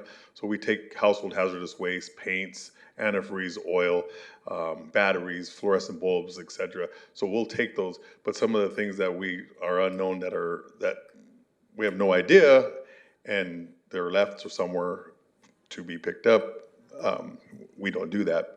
And most of the time, people bringing it to the Del Norte site.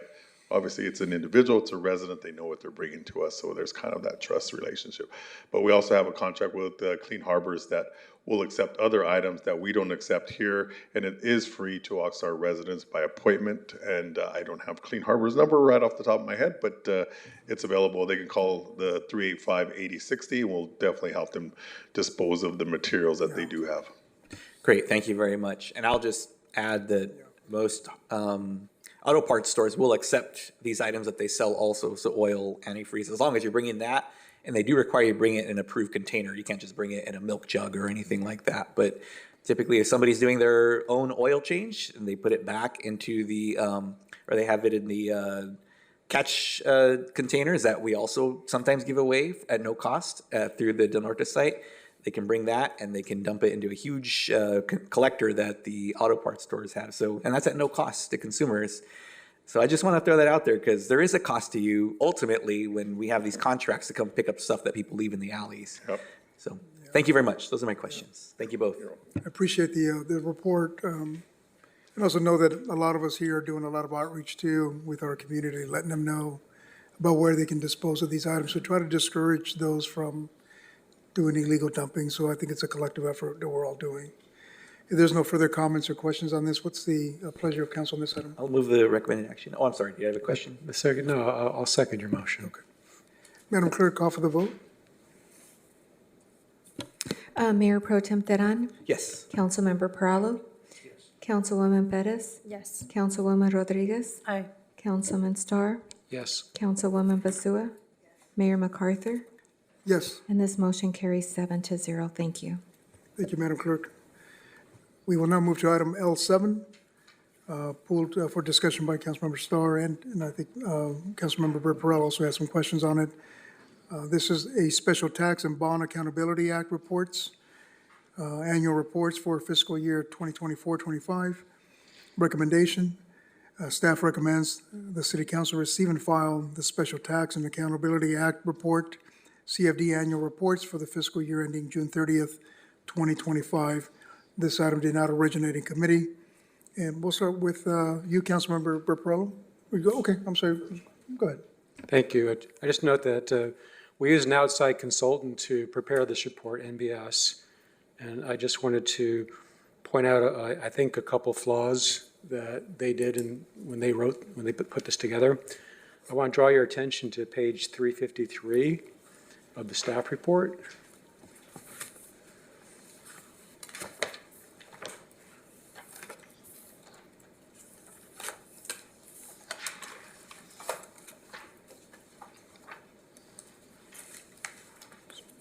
Tell me when you're there. Are you there? Okay, great. So in the case of the River Park CFD, I know the voters adopted Measure I. It reduces the scope of services for which residents could be taxed. And that, I saw here that this still says fire protection and suppression services. I know that's wrong because the voters changed that. There might be other categories here that might also no longer apply, so I think that's something that we should ask MBS to fix that part of the report. So that's first. Yeah, I think the way the introductory paragraph says is that it was originally established in 2005 for the following, so maybe just a clarification. Yeah, they need to clarify to show an update to the language. And sort of a similar criticism on the CFDs for Seabridge, particularly, I think it's CFD 3, which is the, just a second. That one, let me try to find that particular page, but I'll describe my issue. I know the residents there adopted a measure as well back in 2018 that limited the administrative charges that were possible on the bond, on the CFD that paid for the bond to $5,000 per year. And I see in this report that they're showing administrative expenses of $11,000 and change for 6 months, so probably about $22,000, $23,000 roughly per year.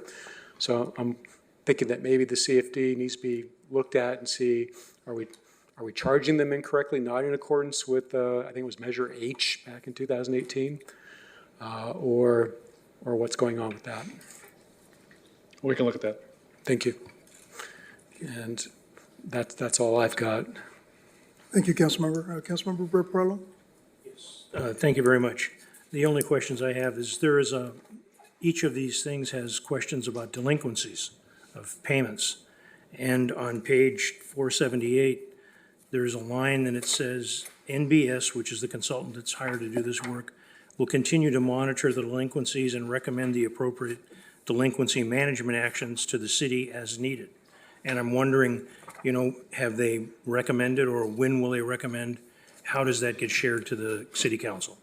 And I appreciate, I was able to talk with a couple of people and ask questions and got good responses, and I think it's worthwhile to share with the rest of the council information. So I'll let Mr. Miller talk in detail about it, but you can imagine for those who own property, who have owned property in the past, there are methods by which the county addresses late payments, whether that's penalties, things like that. There's also collections process. Those things are all in place. And then there are other, I want to also mention that there could be reasons why those, the taxes, which includes assessments, aren't paid because maybe there's a legal action going on with the property, maybe probate or something like that. So it's not being paid because of that. So there may be other reasons why it's delinquent other than just somebody just didn't want to pay or doesn't pay. And so, but Anthony can go into a little more detail about some of the other options that are available to us, and the way he works, his team works with MBS in terms of getting that information to us. I appreciate that, and I'm looking forward to Anthony, but I just wanted to share with the councilman, when I'm looking through this and I see delinquencies and I see amounts of money, I represent some of the areas in this item. And I know that the people in those areas will be asking questions such as, hey, I'm paying my bill, how come this guy's not, and what are you doing about it? Good evening, Council. Anthony Miller, Special Districts Manager, Public Works Department. So, Councilman Perello, thank you for the questions. In regard to delinquencies and how those are typically handled on the city side, Public Works Director did mention that, city staff primarily lets the county do their process before any real action is taken on the city side in terms of delinquencies. There is a specified date range in which the county sends out delinquency notices directly to properties which are considered delinquent on their property taxes. Generally that happens around May, and the June 30th end of the fiscal year coincides with this report's time frame. And actions beyond that point generally revolve around the individual bond covenants that a lot of these special taxes are tied to.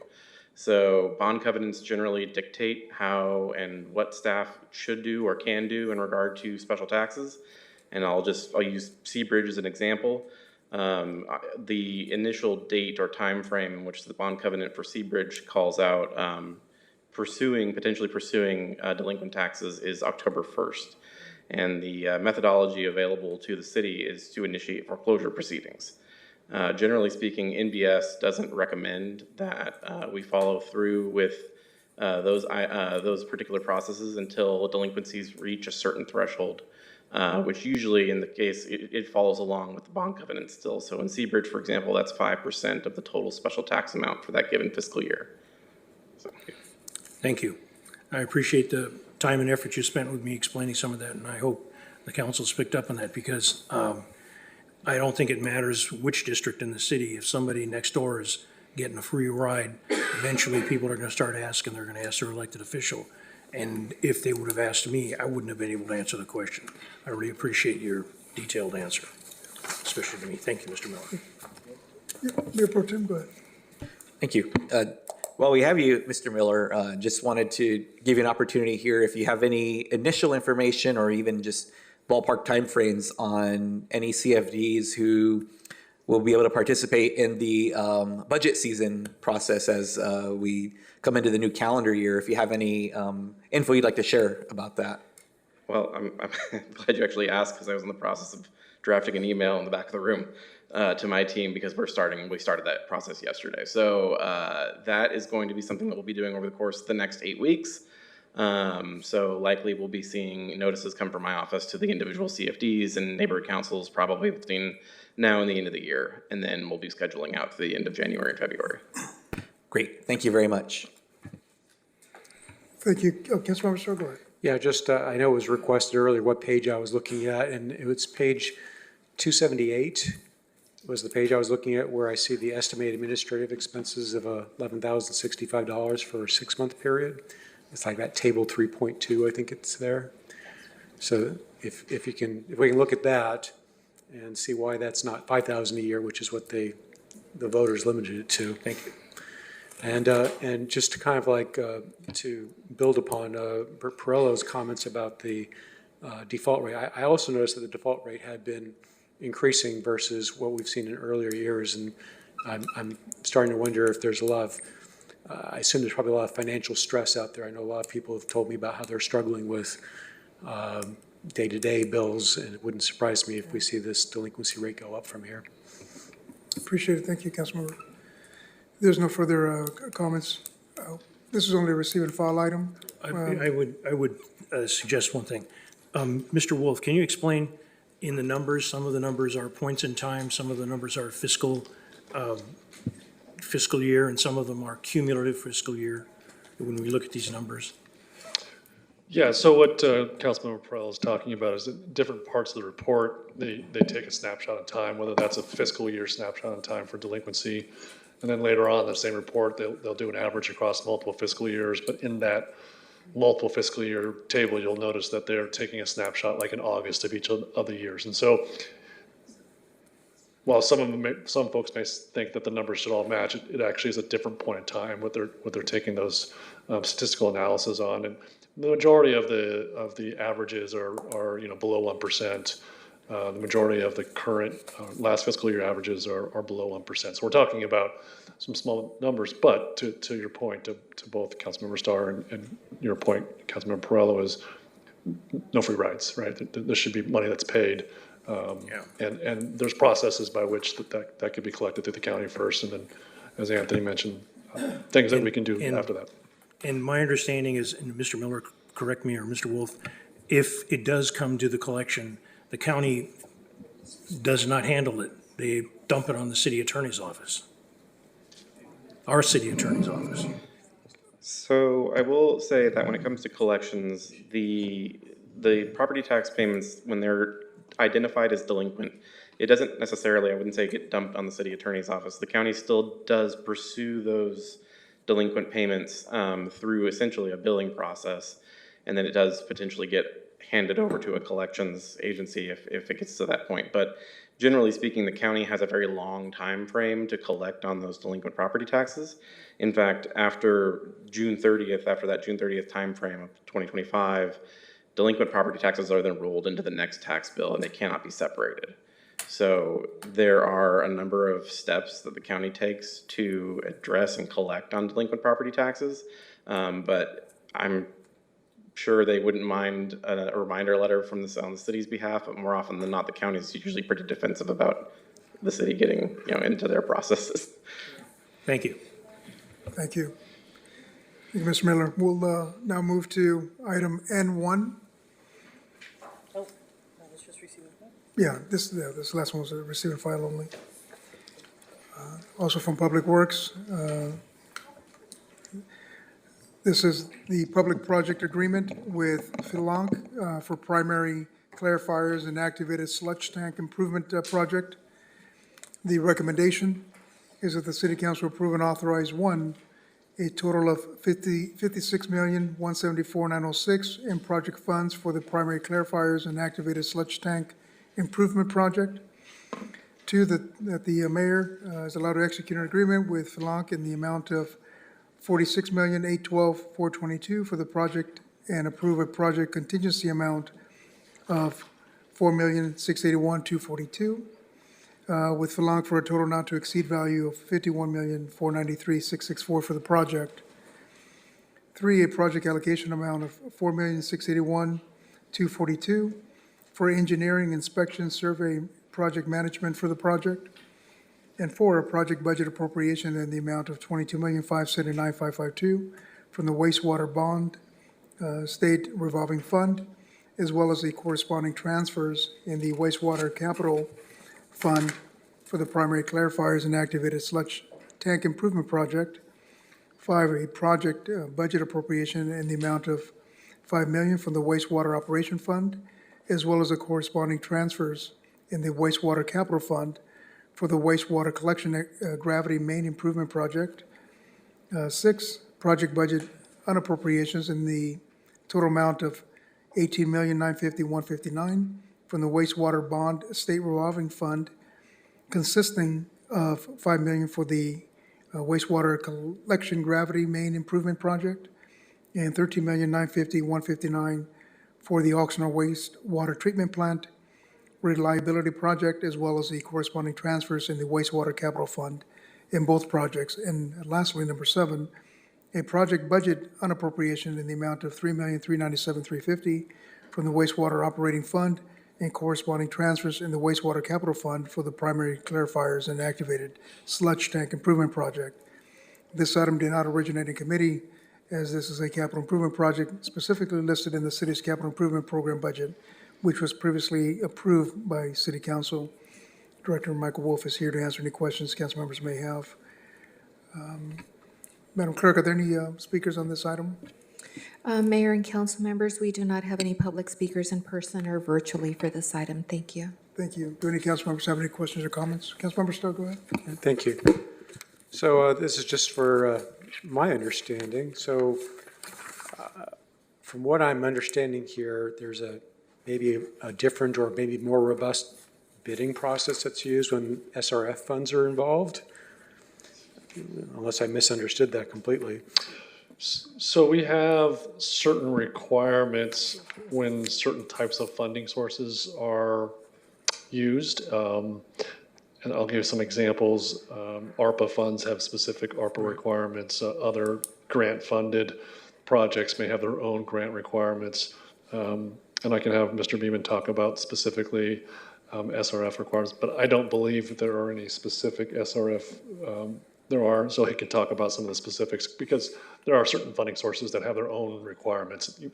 Please include this document, please include these requirements in your bid package such that it meets the requirements of the funding source. So if you want to talk about the specific ones for SRF. Thank you. Good evening, City Council. Tim Beeman, Assistant Director of Public Works. So for SRS funding specifically, it is federally based, even though it is done through the state. So some of the ones are the Davis-Bacon wage, and so that's requirements on how much laborers and people who are working on the project are paid. We also have American Iron and Steel, so that is where procurement of items, they must be manufactured with American made products and from American resources. The other one in there is the disadvantaged business, and so we have to give the contractors plenty of time to actually advertise and show that they've made a good faith effort to bring in those disadvantaged businesses and give them the opportunity to bid on portions of the project as a subcontractor. And does this particular process, the requirements that SRF has, federal government through SRF has. Is that any driver of the increase in the cost that we originally had? Originally it was estimated for 40 million. I think we're looking at 56 million now, which is a kind of a 40% jump if my math is right. Is there any portion of that that's higher because the federal government has specific requirements on us that makes it more costly?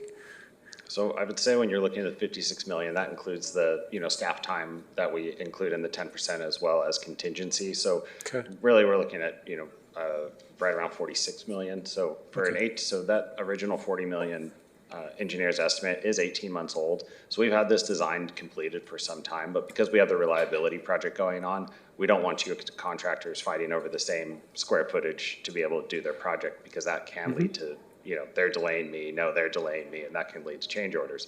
So we delayed bidding out this project. So over that 18 months, with the escalation that we've seen in construction costs, that's about in line. Okay. All right. Thank you so much. Thank you. Any other questions or comments? No. Go ahead, Councilmember. This is a continuation of the extremely deferred sewer plant and everything. The last time that there was a potential fine for the city of Oxnard, if any liquid sewage got into the ocean, it was $10,000 a gallon. Has that amount changed? Yeah, I don't know. I don't have that answer right now. I know that there are the ability for certain regulatory agencies to fine us by event and by day is there. I don't know if they do it by gallon, but you've seen in the paper multiple millions of dollars of fines for other agencies in Southern California. So that is a reality in terms of large fines. Whether or not they do it by gallon, by day, by incident, and the dollar amount, we don't have that right now. I should have asked it before giving you a heads up. The only reason I bring it up is this is a plant that was extremely deferred for maintenance for decades, and now we're dealing with it and the costs go up. Part of it maybe could be for tariffs, whatever the reasons they went up. Things cost more. I know my sandwich costs more. But the issue is the cost to the public in health, safety, and welfare, let alone purse, if we have problems down there and it gets into the environment and potentially hurts people, is tremendous. That's why I brought up that question. I appreciate both of your comments. Thank you. Mayor, I'll move the recommended action if there's no other questions or comments. Thank you, Mayor Pro Tem. Thank you, Councilmember. Madam Clerk, call for the vote. Councilwoman Basua? Yes. Councilmember Perallo? Yes. Councilwoman Perez? Yes. Councilwoman Rodriguez? Yes. Councilman Starr? Yes. Mayor Pro Tem Teran? Yes. Mayor MacArthur? Yes. And this motion carries 7-0. Thank you. Thank you. We will move to item N2 from Public Works. This is an agreement with Carollo Engineers for construction management services for the primary clarifiers and activated sludge improvement project. Recommendation that the City Council approve and authorize the mayor to execute an agreement with Carollo Engineers for an initial term of 3 years from December 3rd, 2025 to December 2nd, 2028, with the option for 2 consecutive one-year period extensions ending December 2nd, 2030, for a total amount not to exceed $3,781,680 for construction management and inspection services for the primary clarifiers and activated sludge tank improvement project. This item did not originate in committee, as this is a capital improvement project specifically listed in the city's capital improvement program budget, which was previously approved by City Council. And Director Michael Wolf is here to answer any questions. Madam Clerk, do we have any speakers on this item? Mayor and council members, we do not have any public speakers for this item in person or virtually. Thank you. Thank you. Any comments or questions? Sure. Go ahead, Councilmember Starr. So sometimes these reports will know the identity of the other bidder or the losing bidders, but I didn't see that here. So we had 2 proposals. I know staff chose Carollo based on your scoring system. I was wondering as to the identity of the firm not selected. So our purchasing policy does not allow us to divulge the information through this process. So this is a different process. The one we just spoke about before is a competitive bid, public project, low bid. This one is a professional services contract, so we withhold the information about other bidders, other proposals until the award. Okay, so after the award, we can learn about it? Yep. Okay, so maybe after today? Okay. Well, So- maybe in 5 seconds if you guys vote on it, but yeah, I think you know the other proposal. So we could tell you, but we have to wait for this Well, process. okay, that's fine. So I guess I was curious whether Brown and Caldwell was asked to bid, as that firm developed the design documents, and I see that they're the firm you're choosing for the next item on tonight's agenda, but I sort of thought, it would have been a natural fit. So again, public contracting code and purchasing policy requirements, you have to, there are certain restrictions in terms of who can do these kinds of works if you've already touched the project once. So the designer of record is typically precluded from doing the construction management Okay. work because there's a conflict of I interest see. when they have to decide on, well, who's right or who's wrong in That this makes process. sense. Yeah. Okay, thank you. Thank you. Any other questions or comments? Go ahead, Councilmember. Question, if by chance our public works were to go out and ask somebody to bid on a project, wouldn't that potentially, maybe this is for a question for the city attorney, or the city attorney, the public works city attorney.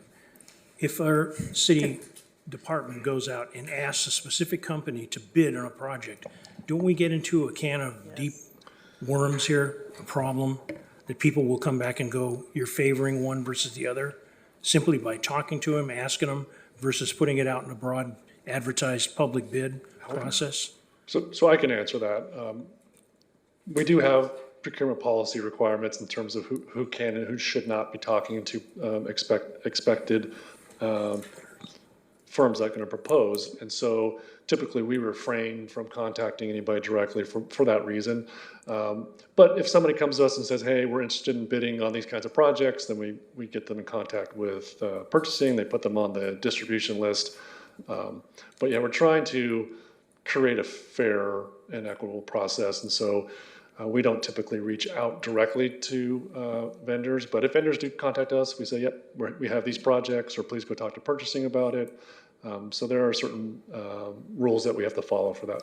Thank you, and I appreciated what you said. You're trying to conduct a fair process, and a fair process for the expenditure of public money. Thank you. There's nothing precluding us from making sure everybody knows about an advertisement. It's just that there's a fine line and a requirement in our process about who can do that and how that happens, things like that. Another question. Councilmember. So I have a question about just the approach to scoring criteria. When you select one proposal versus another, I know you're looking at several, I guess, factors. And what I'd like to know is, I know if I was in that position trying to score somebody, I know there'd be this natural bias in my head to think, oh, what can I do to make this guy look a little better? Or if it's subjective, I may have that little halo effect, if you will. What happens here? So what happens? What are you able to do to make it as an objective of decision as possible? Well, my first comment is I'm not sure anybody's actually trying to steer contract. I don't think that was your intent of your comment. That's not my intention. It was a little bit of hyperbole, but I'm just simply saying, how do you maintain an unbiased approach? Because I know that, for example, if I'm hiring a candidate, sometimes you think, this person walks on water, I want to hire this person. But that may just be an impression, and sometimes you just have to go through that extra effort to say, well, what's the objective criteria that I have to come up with to hire that person? So the good news is not one person doing the selection process, so it's multiple people. So it's not focused in on one person, and so that really provides a pretty level process by which, if I ask 7 different people their opinion, I'm going to get 8 different opinions, right? So I think that is by far the foremost of this process, because you're correct in that it's not a numbers process. It's not, is it 10 or 11, right? You get these many points. Although, if you do include cost as part of the evaluation process, that's obviously a numbers process. But each individual, having done a lot of these in my past, brings their own expertise into this. I wouldn't say biased, their own expertise. And so when I read a proposal, I look at certain things maybe differently than somebody else looks at things. But the scoring criteria is set such that it's X number of points for this category. maximum, or it's Y number of points for the next category. So if that in itself also creates that process by which you can't sort of game the system by saying, well, I'm going to give, out of 100 points, I'm going to give 90 points to this consultant on this one scoring criteria because it's maxed out at 10 points. And so I think that's part of the process as well. But we want this process to happen because everybody brings their own expertise into the process. And everybody's looking at it from a little slightly different lens, right? So our operations manager is looking at it from a different lens than potentially the engineer, the project manager versus the assistant public works director. So each one of them looking at it a little bit different from a different lens on purpose, right? Because each of them have their own expertise. And so I wouldn't call that biased. I would say that that's part of the process. Yeah, I understand. Maybe bias is not the right word, but people develop favorites. They like to work with certain vendors sometimes for whatever reason. But I assume that the scoring criteria, it's developed before the process begins, right? Correct. So the RFP will stipulate how we're going to score this process. Now, some places that's dictated in the municipal code, some places that's dictated in the state code. Like if you're doing certain types of selection process, you have to use these criteria. You can't make up your own, like, well, we want to score people who wear, white shirts better than we want to score people that are wearing blue shirts, right? We can't make up that criteria. Some of that's already preset in terms of the process. And I think Elle has a couple things she wanted to add. So what I'm hearing is that there's a set rubric, and folks, when they apply and they compile their application, they know what they should be including in their application. So there's a stronger application and not so strong application. Yeah, and the proposers are provided the scoring criteria, the categories are broken down, so they know which ones are weighted more or less. Typically, when you're looking at a request for proposal, cost is the lowest portion, and in certain instances, depending on if it's an architect or an engineer, you're actually prohibited from scoring based on cost, and that's right in the government code. So you pick the one best, you pick the proposal who meets your needs the best, I guess, and then you would negotiate price directly with them, or select the other one and do the same. So do you guys have any other further questions? Yeah, thank you. Go ahead, Councilmember. It seems that there may be something in some of our council members' minds about, people having favorites. Can you share with us, how are the people that do the selection, how are they chosen? Are there favorites that get that? Because I could see a person, I may like a Snickers candy bar more than a Babe Ruth, but when it comes to giving somebody a job, it's a whole different story.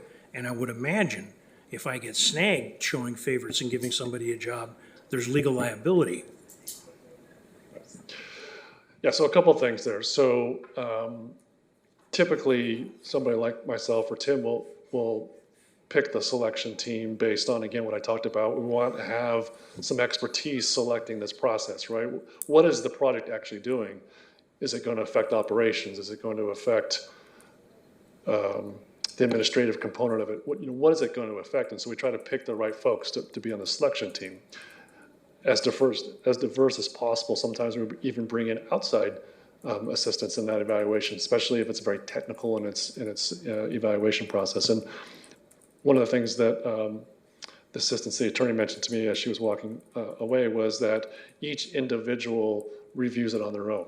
So it's not done we don't sit in a room and then talk about points and it's all done by yourself. You score it and you have to submit that information before anybody else actually sees all the scores. And so it's done in a very independent fashion as well. But your original question is, like, how do we select the process? Sometimes Tim may select, his operations manager, his project manager, and then somebody from the administrative team, or he may want himself to be on it because he feels like he can bring a certain type of expertise to the evaluation process. So it's kind of that in terms of how we make that selection. Now, sometimes you have seen a lot of our on-call contracts come to council recently, and that's a usual process, every 3 or 5 years, depending on how frequently we space them out. There may just be a preset team that does that evaluation process. So that may be the city engineer, the senior civil engineer, and the project manager. So you may see the same team do it because it's a very rote process in that fashion. So sometimes it's a set team, sometimes it's based on expertise and kind of how the project is going to function. So different ways of doing it. Thank you. Thank you. And Yes, I think, Councilwoman. I'm sorry, I think Mr. Beaman had something he wanted to add. Yeah, go ahead. Okay, Just on the selection committee, so, we have two project managers for all of our utilities. So Omar Ortiz and George Espinoza are both very good project managers, and for the amount that they handle, they are well-versed in this. And you probably also might have noticed that as these items come up, it's rarely the same consultant. Now, there are some consultants that do this sort of work, and they always go for those, particularly with water and wastewater, but we do not. You can become your own worst enemy if you're choosing one consultant for selection. So there's definitely, we encourage everyone to come in because we want that variety in who's doing work for us. The other part of it that and as part of the RFP process, we can add in there in the processes is if we need to, we'll hold interviews. And so if that scoring process, those people that bring it in, that's just not sure, we can hold interviews with those, and so we get the face-to-face time to be able to make the correct selection. appreciate it. Thank you. Councilwoman Perez, do you have something?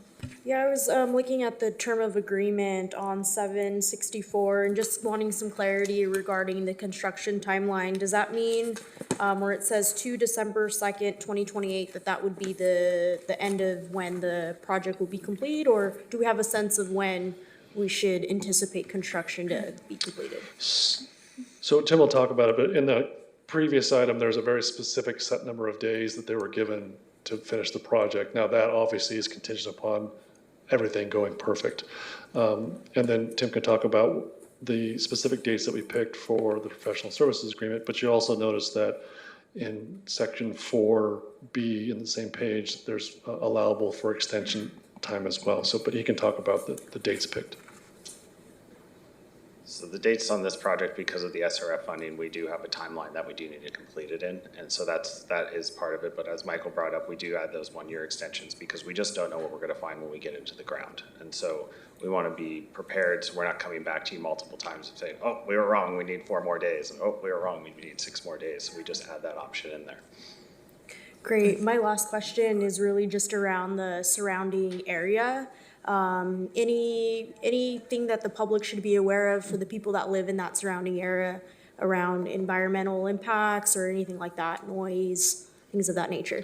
So our closest neighbors to the treatment facility are actually residents of Port Hueneme, and many of them have my cell phone on speed dial. So, I'm being honest, I've been over there many times to go over and to meet with people if they have a concern or something that's going on with a fence or something that they see. And so we do address those in terms of Oxnard residents. We are somewhat isolated over there. So our nearest neighbors are Port Hueneme residents, and then of course the industrial users across the street. So there is some interaction, but it's pretty minor. Thank you. Mr. Wayne, do you have something? Well, I'm sorry, just one more thing to add. So this project, actually, when it's all said and done, there's an odor control component to this project. So actually is intended to be better for our neighbors as well.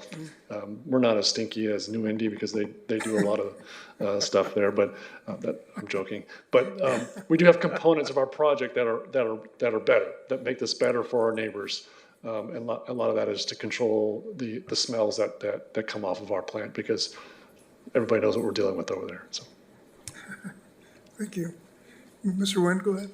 Sure. Just want to remind everyone this somewhat convoluted discussion about the bureaucratic rules. There's a lot of history to this, and it's evolved over many decades. Hopefully, every iteration is an actual improvement, but it stems out of not having good bureaucratic rules. And basically, if you go back in time far enough, no one like me would be a city manager, but let's say I was, I would just be able to give a contract to my cousin Vin, who has no credentials or qualifications. And that's why these kinds of bureaucratic rules have evolved over time. So we frame it today as we want to have a fair process, but it's really, the history of it is to prevent a lot of corruption. So just a reminder about bureaucracy. Thank you, Mr. Nguyen. Okay, Mayor Pro Tem, go ahead. And just along those lines, not to belabor the discussion, but the city manager makes an important point. And this is not something that doesn't happen still in the decade we're in right now. I apologize, I forget which county it is, but down south, there was a county supervisor who was recently, I believe, convicted of these types of actions the city manager is referring to. And now some of the repercussions from that is a monument that I believe was built for, $1 million+ that is already seeing degradation just from the weather of the area. And those are meant to last 100 years. And just a few years later, just because of the, from what I recall on the story, the relationship that this county supervisor had with this contractor was really just to get that person the contract. They built something that was not to the standard that should have been for that type of project. And now the taxpayers are paying for that. So this stuff does happen, and that's why these rules are in place. At least he's in jail. Yep. Yes, Member Sarko? Yeah, my last question. Do we, after it's all said and done, do we ever tell the losing bidders why they weren't chosen or what they need to do differently in the future? Because I don't want to discourage people from bidding again in the future. It can get really discouraging putting a lot of work into developing these proposals and then just being turned down. If they reach out, we will offer them a debrief. That's usually done through the purchasing purchasing division of the finance department. So they could be offered a debrief of kind of things that may allow them to improve their scoring. So we would offer that. Okay, thank you. Thank you. What's the pleasure of council on this item? I'll move the recommended action. Thank you. Madam Clerk, call for the vote. Councilmember Perallo? Yes. Councilwoman Bettis? Yes. Councilwoman Rodriguez? Yes. Councilmember Starr? Yes. Mayor Pro Tem Teran? Yes.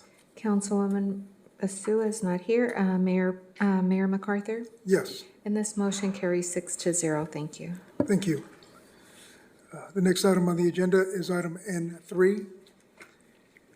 Subject entails the Fifth Amendment to Professional Services Agreement with Brown and Caldwell for primary clarifiers and activated sludge basin improvement project. The recommended actions that the City Council approve and authorize the mayor to execute a Fifth Amendment to Professional Services Agreement with Brown and Caldwell to increase the not-to-exceed amount from $1,349,868 to $2,609,75 and extend the term to June 30th, 2028 for additional engineering services during construction required for the primary clarifiers and activated sludge improvements. This item did not originate in committee, as this is a capital improvement project specifically listed in the city's capital improvement program budget, which was previously approved by City Council. And Director Michael Wolf is here to answer any questions. Madam Clerk, are there any public speakers on this item? Mayor and council members, we do not have any public speakers in person or virtually for this item. Thank you. Thank you. We'll move to comment, Councilwoman. I was just going to make a comment that as I was reading these different reports, I really appreciate the comprehensive information and the videos, even the order of which way I should watch the videos. It was very helpful to know that I had the briefings and I understand what you all meant by like slush and all of this. So thank you for the tours that you all have given this councilwoman. I appreciate that. Sludge. Oh, sludge. There you go, sludge. Thank you. Any other comments? Councilmember? So I noticed that there was it says you had over 200 responses to over 200 requests for information. That seems like a whole lot. Can you kind of give us an inkling of what do we know now that we didn't know before as a result of all these responses? So I can have Tim talk about some of the details, but I would say that 200 RFIs during a bidding process for close to a $50 million project is not out of the ordinary. It's a very complex project with a lot of moving parts. And so the good news is that you have bidders that are diving into the details and asking questions, because that gives us a comfort level of, one, validating our documents, but two, them having a true understanding of what it's needed to do the project. And so it's actually a good thing that we see a certain number of RFIs. Now, there may be, I have seen in the past, not here in Oxnard, but other places where you start getting a feeling for the RFIs are being submitted because the documents aren't good. I don't think that's the case here, but I can let Tim talk to that. So yeah, the 200 RFIs that we did receive, it does, as Michael said, it's very big on the complexity of the project. Also, these contractors are looking, for any efficiencies that they can find in order to reduce their own costs to make sure that they're the winning bid.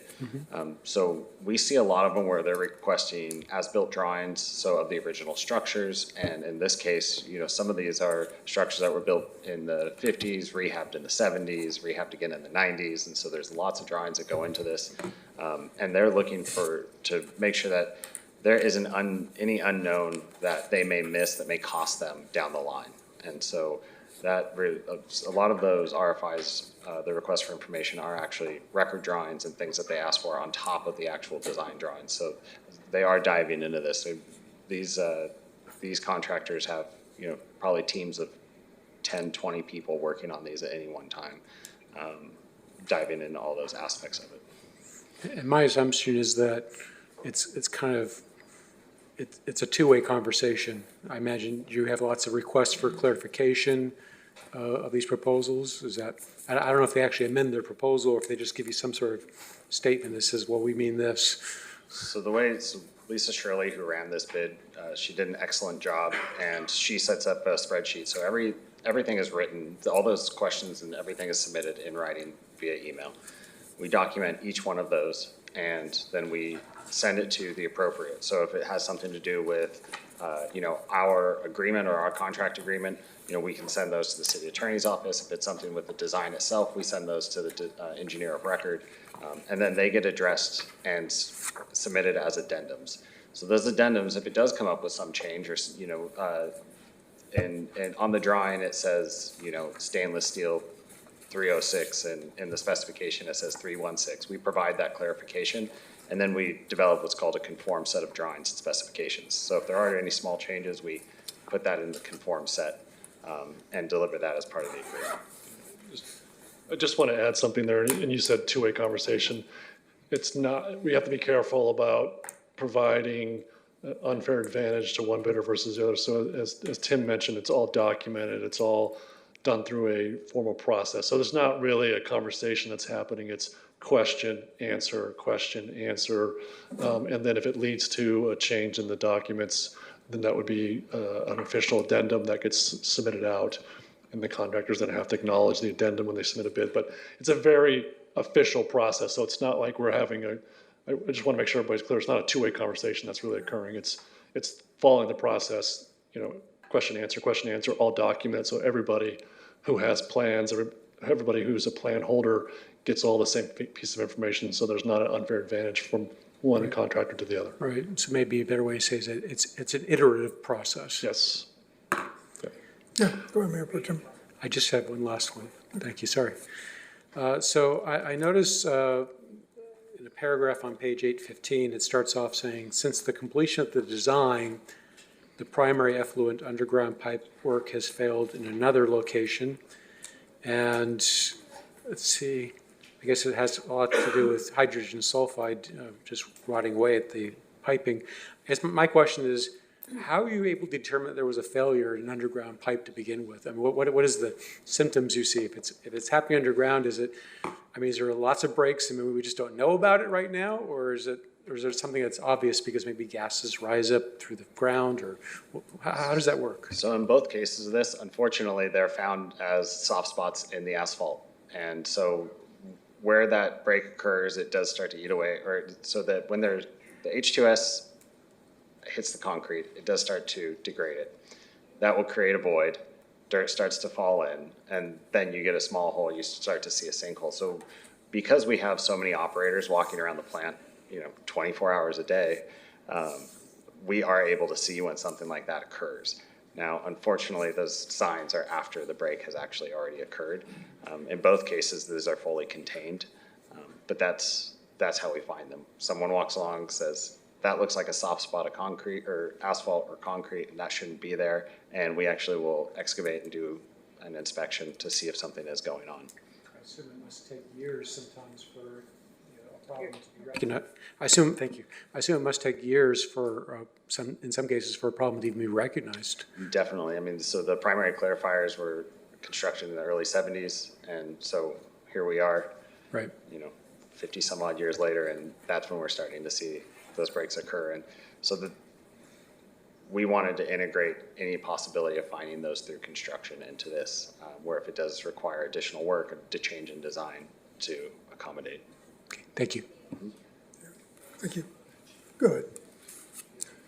So Mayor Pro Tem, that's right, you were next. Yeah. Go ahead. Yes, thank you. Yeah, it's just a follow-up to Councilmember Starr's question about the request for information and the bidding process. As the Public Works Director and Mr. Beeman have pointed out, any of my colleagues here who have done an RFP process or any kind of RFQs or any of these bidding, especially competitive processes, as Mr. Wolf pointed out, there are certain guardrails in place to ensure that it is an objective process, especially for those who are on the receiving side, receiving the bids. And I know in my experience, this may be a surprise for many, but when I've been involved in writing proposals, I ask a lot of questions and I want clarification. And I was, oh, he said this, but do you mean this? Or well, how does this fit?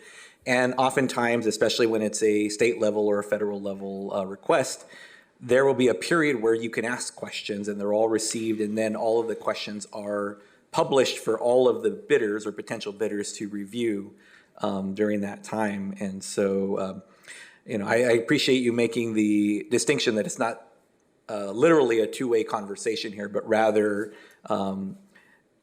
clarification for those placing bids so that it is an objective process, but they do have the information they need to put forward a responsive proposal. So thank you for that. Yeah, we also include, to your point, we include certain timelines in our bid documents. Questions must be received by X date, and we'll respond accordingly. And then, so that's also put in there for that very specific reason. So I did want to go back and just make one clarification. It was actually the item before, but it comes up into this sort of evaluation process. The question was about, do we offer up helpful hints for folks that don't win certain types of awards? I just want to make sure that as long as that's allowed through our process, then we certainly would give that opportunity up. So there may be some places where that may not be allowed. And so we just got to make sure we're following our procedures, whether they're city procedures or state procedures. But for the most part, those kinds of professional service contracts, you're able to have that conversation after the fact. But again, as long as it's not precluded by some of our codes here. Thank you. Councilmember Pro, go ahead. Thank you. Thank you for the clarification, both of you. Thank you for adding more insight into this thing. Number one, it's great that you have all these questions being asked and things shared. Having been involved with 2 different school districts on change orders and why the change orders were there and who dropped the ball, that there's these change orders is a big deal. And it's extremely costly because change orders, they don't go out for bid. But the big question I have, in the specifically the hydrogen sulfide gas and how it attacks concrete, is there a set, we have in the staff report, we talk about the life expectancy, 30 years, 50 years, 20 years, whatever. Is there a set time that you expect concrete to fail? And if you find a soft spot, and the soft spot is, say, a 40-inch pipe, diameter pipe, half a mile long, and you found a soft spot, do you come to the conclusion that you need to take out the whole pipe because the pipe was all put in at the same time? And if the hydrogen sulfide gas has attacked usually they attack the ceiling of the pipe, it's attacked the ceiling of the pipe the whole way. How is that determination made? Do you send a camera or divers? What do you do? So in this case, in these particular cases, I believe in my presentation, I had a picture of one of the failures, and you can see it's only at the very, very top. And when we excavate, the rest of the pipe is perfect. If it's fully submerged, who knows? Several lifetimes that concrete pipe can last. Because it is fully submerged, it's not getting attacked by the H2S. It is in perfect condition. It's only where the H2S hits. So on our design in this, what we aim to do is change it so those pipes remain fully submerged. Now, when we did have that break, we excavate it out and we we empty the pipe and we do a physical inspection. So we can see down the line of, okay, this is where the corrosion stops. So this is where the pipe becomes fully submerged. And now in some cases, if it's a pressurized pipe, where your pipe is and where your leak comes up can depend on what's above it. So if there's a concrete layer, if there's a certain type of backfill, it can come up on the other side of the road. It can come up, in somewhere else because it's looking for the path of least resistance. So in these cases, this is all gravity. So typically with gravity, I've seen some odd cases where it popped up in other areas, but typically with gravity pipe, it's going to be directly over the pipe. But if it's pressurized, you can find it in other areas. Thank you. And the only, just as a councilman driving through the city sometimes, the only thing I can share is I will see various crews for the city trying to find a leak on an irrigation pipe. And it's a landscaping thing, and it's like, it's maddening for the guys doing the work and for the people driving by. Can't they find it? Leaks travel. Thank you. Thank you for the explanation. Yeah, just a clarification on the submerged.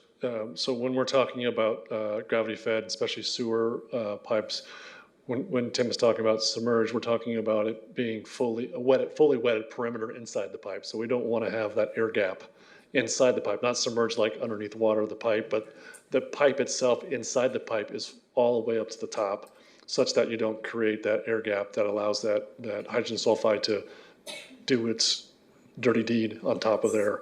And so that's what he means by fully submerged, not that the pipe is submerged, but inside the pipe is a fully wetted perimeter. If there is an air gap in a certain length of pipe, can we make the assumption that the pipe wasn't laid level? Yeah, I don't know if you can. So with gravity, you do not want it to be laid level. That reduces your flow. And so there's entire tables that say, here's the size of your pipe, here's the minimum slope you need to maintain a certain velocity throughout the pipe. Okay. I mean, you can calculate it as well, but we have tables for all of that. From irrigation systems I've been involved in, and I know that there's settling and all kinds of other stuff, but that's why I asked the question. Thank you. Very helpful. Yeah. Any other questions, comments? If not, what's the pleasure of council on I'll this item? move the recommended action. I'll second it. Wonderful. Madam Clerk, a call for the vote. Councilwoman Bettis, Yes. Councilwoman Rodriguez. Aye. Councilman Starr, Yes. Mayor Pro Tem Teran, Yes. Councilwoman Basua. Yes. Councilmember Perallo. Mayor MacArthur. Yes, And this motion carries 7-0. Thank you. thank you. Before we adjourn, Sure. now that N2 is complete, who was the losing bidder on that? Kennedy Jenks, what? Kennedy Jenks Consulting. Kenny was the Jenks, other okay. proposer, I yes. guess unsuccessful, not losing. Yeah, thank you. And they're a pretty serious firm. They're not. Yep. But after all this discussion, this whole council is ready to show up at the sewer plant tomorrow and go to work. Things I never thought I'd learn, just saying. There not being any further items on the agenda, and if there's no objection, we are adjourned. Thank you. Objection is not 10 p.m.